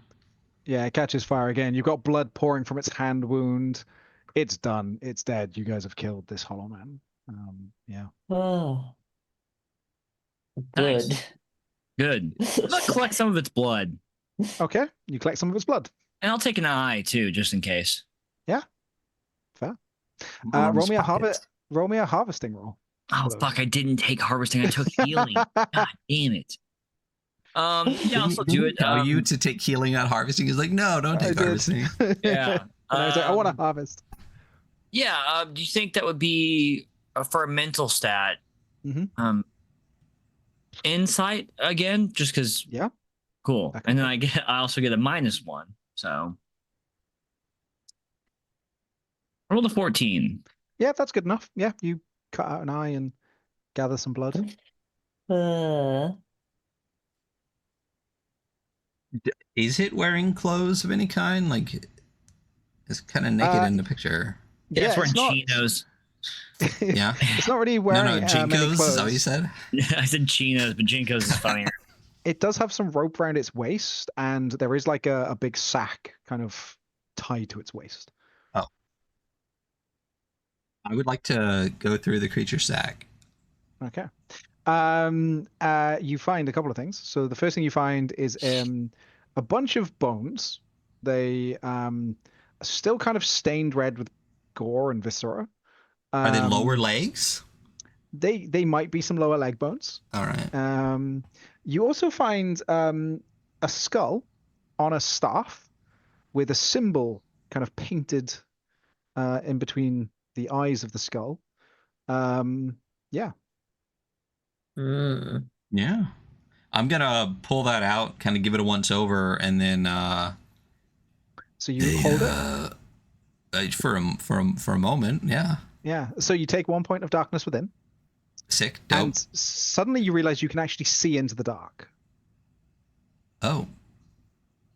Yeah. Sick. Is there anything out there? Not at the moment. Dope. I feel like this is not a me thing, though. I will now. Don't I get a thing where I don't take a thing with the dark already burned? Right? Don't I? Isn't that a reignited thing? I think it's when you take your 10th point. Instead of just dying or running off into the dark, you get to make a roll to try and oh, that's what it is. I don't know why in my head I thought something was like you don't take your first darkness of the day or something. Is that a feature I could have taken? Yeah, that's a feature you could have taken. Yeah. Dumbass. That's me. So darkness within. Let me make a stat. So I now have 1. You have 1. Yeah. And we're going to say the day, you guys all realize you've been traveling a while. You've just had a fight. There are no creatures of the dark nearby. Probably now is a good time to make camp and kind of get ready for your next day of travel. Yeah. So, it's kind of up to you guys how you make that camp, how you do watches and stuff. For the sake of this one shot, we're going to say you kind of have an uneventful night, and you get traveling again the next day. And for me, being the only one who took damage, I regain 1d6 damage per night, correct? That's right, yes. I took damage. Right. I took damage. Right. How much do I get back? Yeah. 1d6. I got hit once. So you're going to heal 1d6. straight up. Yeah. All right. And so for people to know, the way that health works in this game is you have your health pool of hit points. When you hit 0, you don't die, you get an injury. There are some injuries that might result in death. You roll for them. But yeah, so dropping to 0 HP is not immediate death. Like in some other games, there is kind of a bit more of a layered mechanic on it than that. I did want to, during camp, this feels like more of a hedge witch item. I wanted to see if so it lets me see in the dark, but I take 1 darkness within. For using it, yes. I'll do it. Cool. Yeah, so I hand it off. I let, because again, like it's creepy. It's creepy, but I think it's just a different kind of creepy than my creepy. Feels like you are creepy. Do I keep the darkness within? Does it go away when I get rid of it? It does not go away. Damn. Darkness within can only be got rid of by... Merwin, hold this for a second. Just everyone take one. Because I was going to pick it up, but I didn't want to interrupt what you were doing. I was like, that sounds like a thing for me, but yeah. Well, that's why I was going to pull it out of the sack and then toss it to you. But apparently I looked at it and was like, oh, fuck, dark. And then I just had it. Damn. Yeah. Okay. So. Well, I'm not picking up anything else from now on. Your day your evening goes without any event unless you guys want to do anything, use any abilities or anything at night. Some character classes do have abilities that involve sitting around a campfire and telling stories and things like that. Is that the storyteller class has a lot of those? Yeah, it might do. And we get into the next day, so we don't need to do another wayfinding roll or anything. You just get traveling again, and we're actually going to jump on to the next aspect of travel. I mentioned the harrowing and the horrifying. So you've done the harrowing and horrifying, the harrowing being the corpse that you find, the horrifying being the monster chasing you, and we get into the hopeful. And for this one, instead of using the one that's in the set adventure, we're actually going to roll on the table of adventures, encounters, and see what we get. I thought that'd be a fun thing to do. So who wants to roll me a d10 for hopeful? I'll do it. It's awfully fun to see. I love random tables. It's fun to see the assorted things in a book. 5. Excellent. So there is a kind of glow up ahead. There's this obelisk that you see coming out of the ground, and it glows brightly, and there are runes kind of carved into the side of it. Yeah, that's what you see as you approach. An obelisk. Very interesting. You guys want to approach it, or? Well, it ain't moving, so I reckon, it's worth at least checking out. As you get within about 10 paces, this eel-like creature kind of comes out from the side of it. Oh, it kind of wrap rounds it, and it kind of looks at the two and goes, "Hello." Hello there. What brings you to these neck of the woods? We're heading north, looking out for folk. We're walkers and the like. You might be able to tell that we're out here.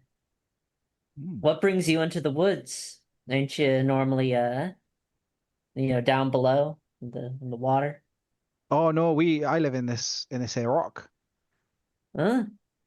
Yeah, we're the eels of the obelisk. Yeah. So interesting. What's north? North? Worst direction. It's colder up there. I like it when it's colder. Yeah. hoping for some snow soon. We're following some watchers. Did anyone pass by here? Oh, I mean, people have passed by here. There was a goat the other day wandered past. That's not a person. Well, you can never be sure. It was a friendly goat actually. It did pee on my rock, which was a bit upsetting. Kind of you. Did anyone with several days ago with a couple of light sources, like people, bipedal humanoids, pass by? Yes, probably. Oh, okay. Yes, I think so. I wasn't really paying attention. I was still quite upset about the goat. But you saw the goat. Yes, there was a goat. This may have been several months ago. I've been quite worked up about the goat, if I'm not going to lie to you. This has been a truly enlightening conversation. Thank you. I love these obelisk eels so much. Yes. Oh. I mean, it's quite rude to pee on someone's house. Don't you agree? Would you pee on someone's house? Only if they asked. I don't think How often are they asking? Yeah. I'm just saying, but there's a fire. I think you'll need more than piss for that. I feel odd. My obelisk isn't very flammable, so I don't think that's a problem for me. Fair. So, did you build the obelisk?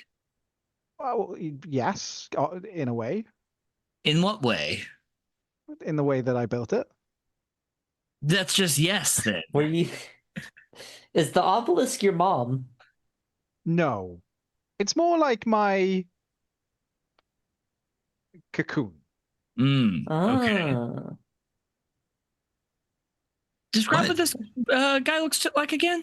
So like an eel, like a river eel, but just huge, like a massive. I don't actually know what a river eel looks like. I'm used to moray eels. Yeah, almost like that, but kind of a little bit less defined in the face.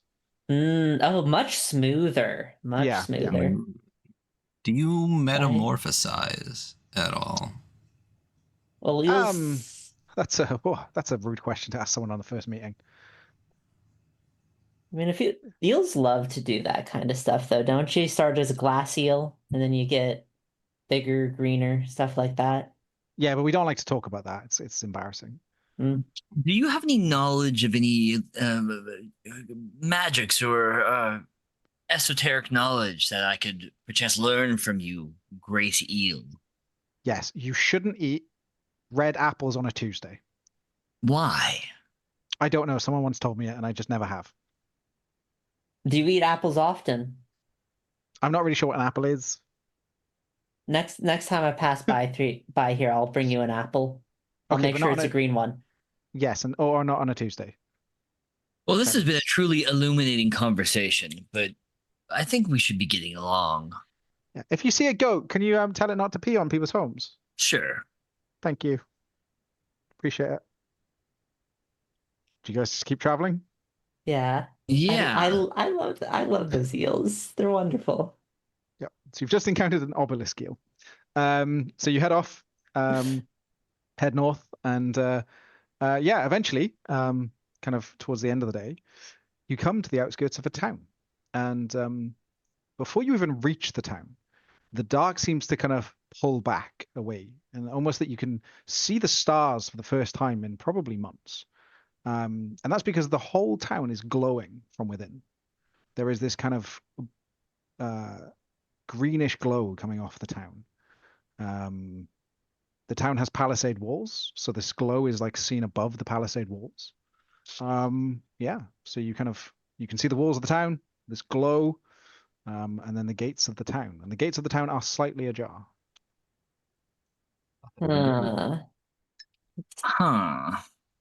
Not ideal that they're ajar. Well, I guess we'll go in? Yeah, not.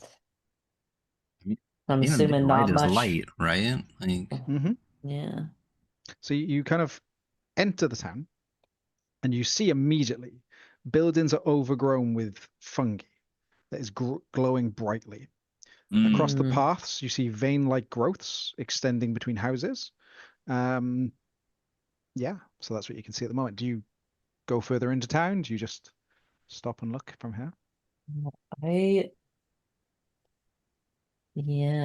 I think actually, what do y'all think? I'd like to harvest some of this fungi and examine it. Okay, so you kind of reach down and try and cut some. Yeah. Okay, so as you reach down, you actually notice it kind of move towards you. I move back immediately. Okay. I look at them and like, I think the fungi's alive. Probably shouldn't cut it then. Probably not. Let's go deeper into town. Great. Don't touch the fungi. Or if Yeah. we got to be ready to burn this thing down. That's kind of my whole thing. Boy, so we have a guy for that. So Kind of thing that I have You got a going on for character. me. Yeah. So you walk through into town. The first thing you come across is between two houses, there seems to be like a person in amongst some fungi that's kind of overgrown them. One side of their face remains exposed, with one eye visible moving, but the rest of them is kind of completely covered in fungi, and it's almost growing through and out of them as well. Ooh, Eesh. through them. Hmm. Could I hold my brazier mace like towards their face, not to burn them, but like towards an area of fungal concentration? Mm-hmm. You do. The fungi doesn't really react to the flame; it just kind Really? of sits there. Really? You alive? Just the eye just kind of like moves around, but they don't say anything or Blink show any twice if you hear me. They don't blink. Fuck hell. Well then, if we need to practice burning, this is a good spot. We gotta put them out of their misery. There's no way this is good for them.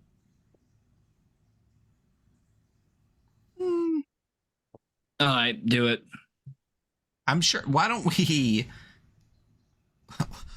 we go deeper into town and make sure this isn't like a normal thing for them? Because, you know, some cultures do things a little differently. Maybe this is like people fruit. Maybe they chose to do this, and by us doing this, bad stuff happens. Because at the end of the day, light is light, and this is making a whole lot of light. Those stars are nice and pretty.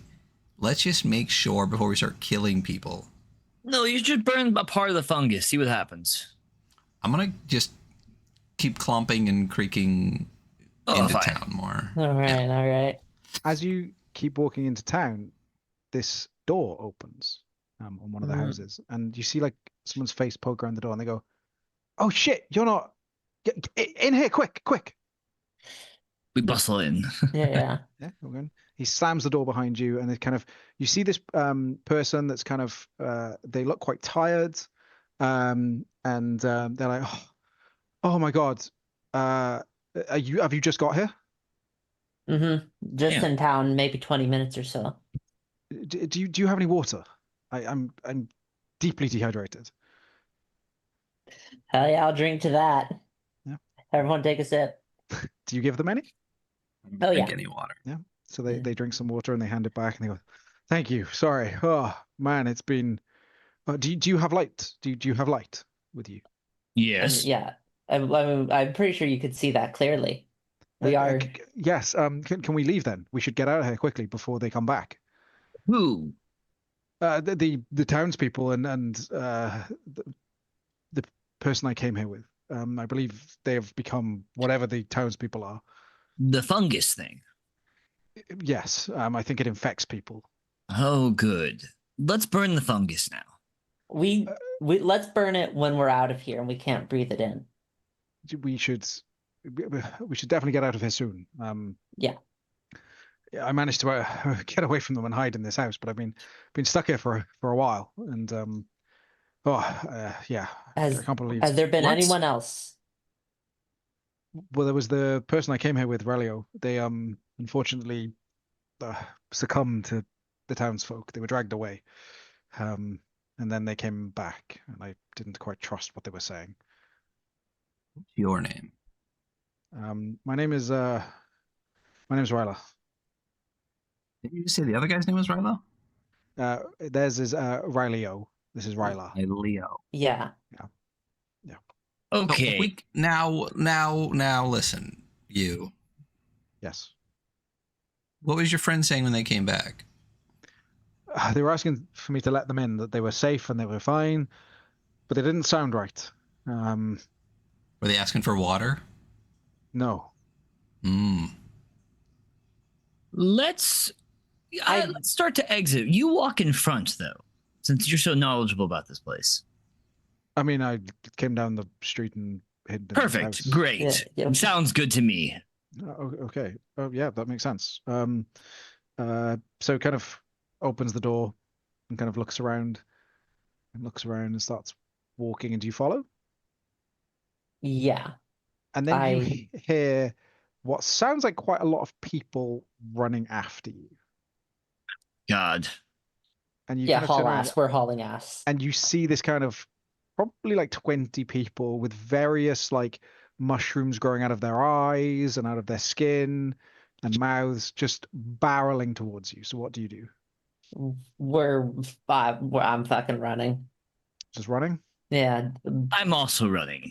Yeah. Can I be like running, but like just hitting anything I can with my brazier mace as I go, trying to just light everything behind me on fire as we go by?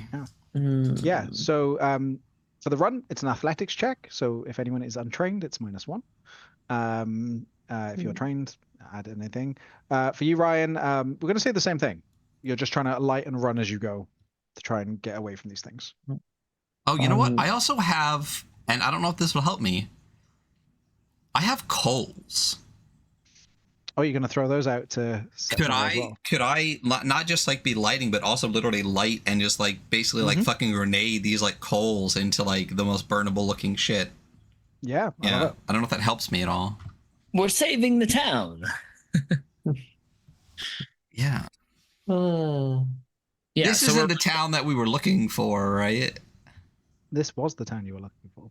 Well, we know what happened. We weren't here to save it. We were here to just figure out what happened. This is all we need to do. Could I? So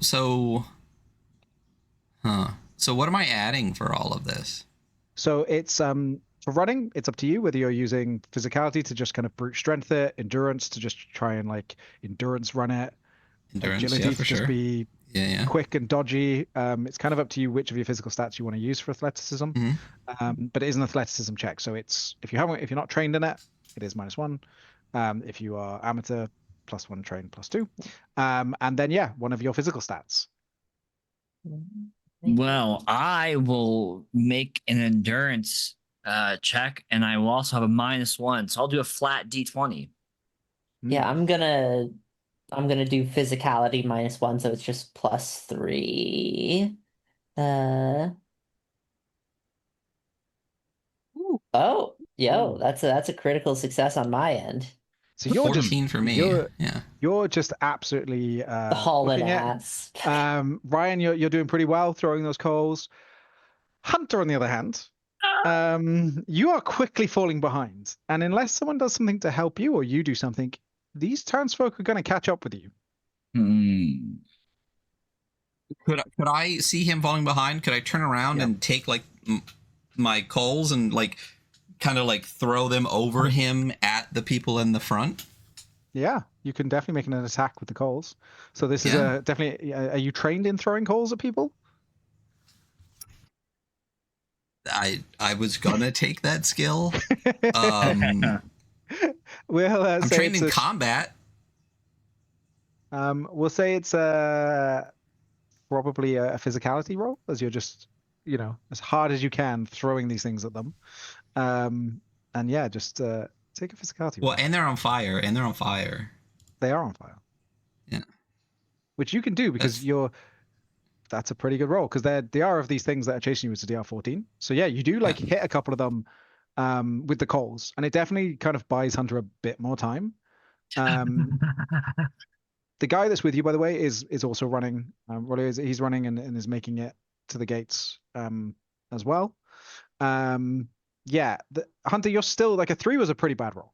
It's a pretty bad roll. It's a pretty bad roll. It's 2 away from the worst roll. So yeah. So I'm going to say they are going to catch you before you hit the gates, unless again someone else helps you or you help yourself. Or... Well, I didn't harvest any morning dew to make a potion of invisibility because I forgot, or else I would have. Let's roll a competency. That's just a straight D20 roll, competency based. Let's see how competent of a walker are you that you'd have prepared yourself and brought one of these with you. 18. You're pretty competent. I agree.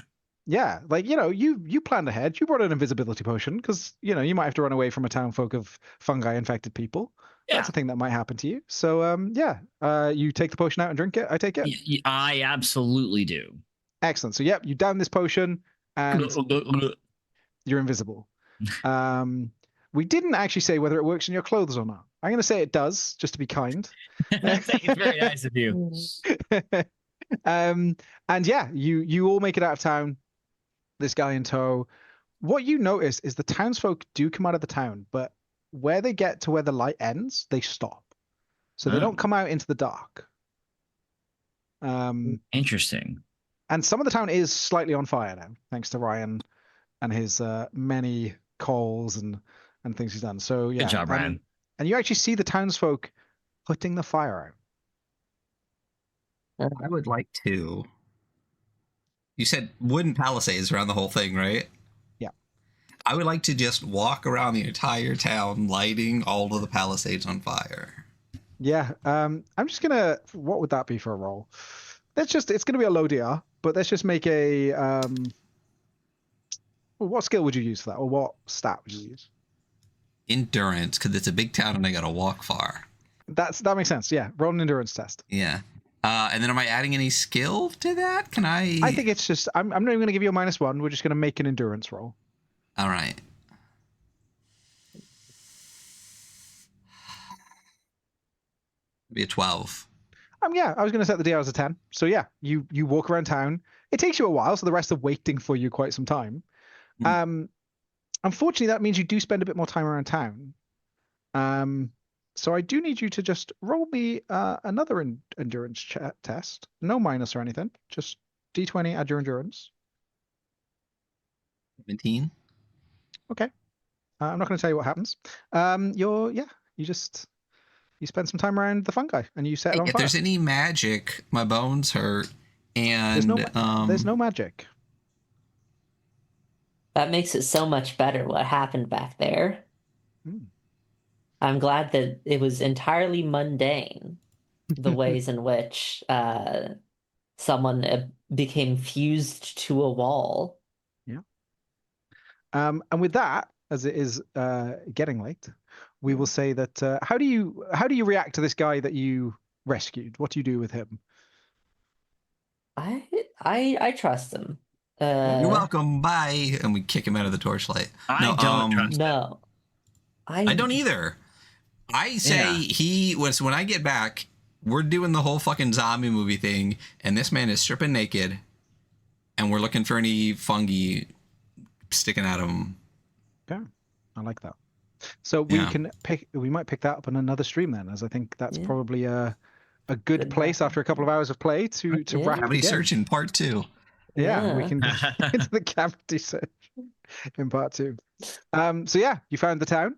So for a little bit of behind the scenes, that is a town that was experimenting with bioluminescent fungi as a way to hold back the dark, and their experiments may not have gone quite to plan. Well, you win some, you lose some. That's smart though, because you get to see that everywhere in the winter. I mean, because mushrooms are pretty hardy. That's clever. Obviously didn't work for them, but I was right to be hesitant to be like, hey, look, light's good, right? Yeah. So that's I think light's good because the obelisk eel put out light. Yeah.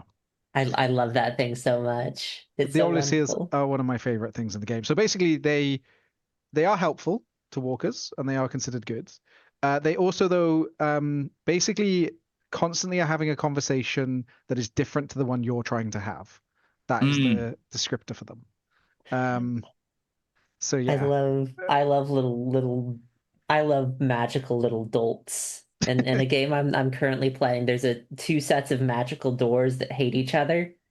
oh, that's my favorite kind of thing. And yeah, Awesome. it's been fun because the doors are just like, yeah, you should go down my hallway. No, you should go down and just bickering and saying dumb shit. It's great. So just as we wrap, Nice. I just wanted to talk about one last thing, which is how you would advance your characters in this game. So even after a one shot, we would do advancement. And what we would have done is, if we were going to play more, is every time you fail a skill, even a skill that you've never used before or you're untrained in, if you fail to use it, you mark it.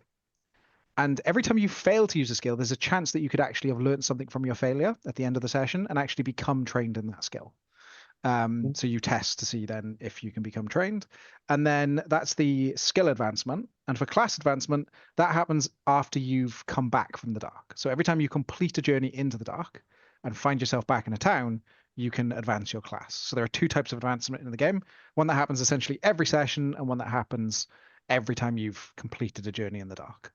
Cool. And yeah, so it means that, every time you fail to use a skill, actually something good is happening. You're ticking a box and you're getting to potentially learn how to use that skill. So it encourages people to use skills that they're not actually trained in. Nice. And it kind of leans into the same concept in Forbidden Psalm, which is like trying to capture that fun in failure. Yeah. Awesome. So yeah. Very Troika-esque a bit there with that, like that. Well,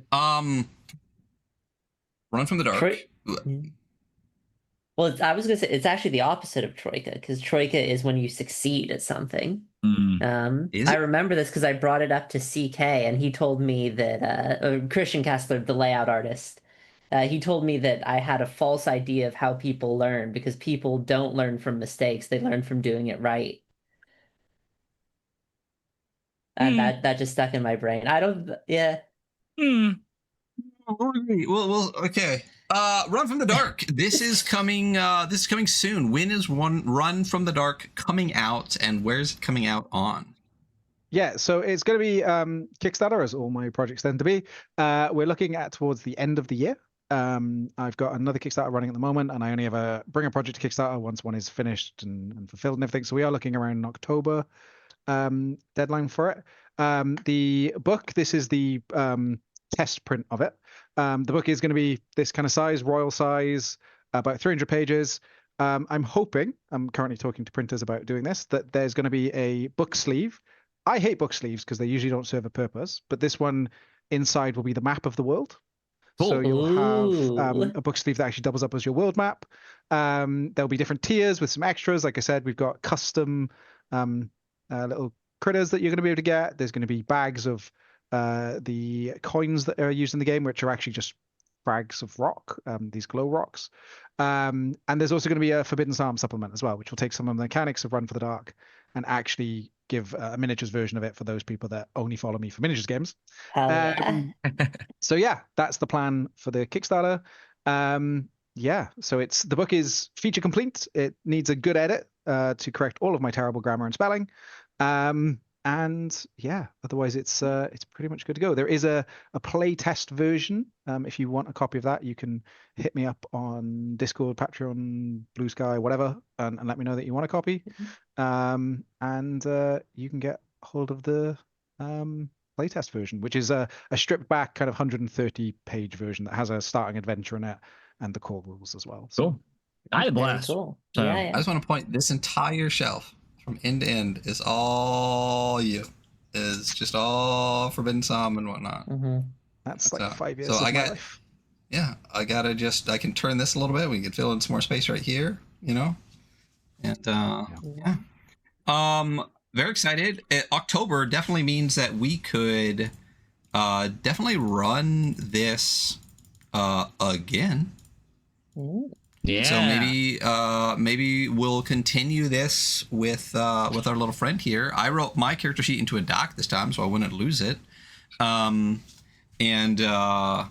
And possibly you'll see us again here doing this, but obviously, every time Will put something out, we're going to talk about it for many reasons. One, because Will's awesome. Two, because we have Jert on every month, and we'll publish everything through Jert. So you'll always get updated on everything going on with Space Penguin Inc. But as I said, October is far way away. We have plenty of time to potentially run this again. And please, anytime you want, just hit us up, and we'd be happy to do it again. I can only assume everyone here feels the same. Oh, yeah. That was a lot of fun. It was dark. Yeah. I kind of, it's less tongue-in-cheek and funny than some of my other stuff. It definitely leans more into the horror and the folk horror elements, which I'm just on a folk horror kick at the moment. So yeah, I get you. It's gonna happen. Love it. Very excited for that. We'll make sure the links to, because is the follow page live yet? Yeah, the follow page is live. Yeah, and there's a website, runforthedark.co.uk. The only reason it's not .com is because I set up a .com and then messed it up. Happens. So .co.uk, you can sign up there for a mailing list as well to be notified when it goes live, as well as putting out stuff about the background of the game and some other kind of behind the scenes stuff as well. But also you can go follow, there is a Kickstarter page for it that you can follow along and be kind of notified when it goes live. Very nice. We'll make sure all the links are where they are for 200 plus episodes, and so you can all click that and follow along. I'm very excited for this. I can't wait. Definitely expect to come back on the show so we can do this again, especially as it gets closer. And that is going to be us for the day. Will, thank you so much for being here. Stella, always a pleasure to have you on. Oh yeah, gladly. And we will see all of you Friday for something. Bye. Bye, everybody. Thanks, Toodaloo.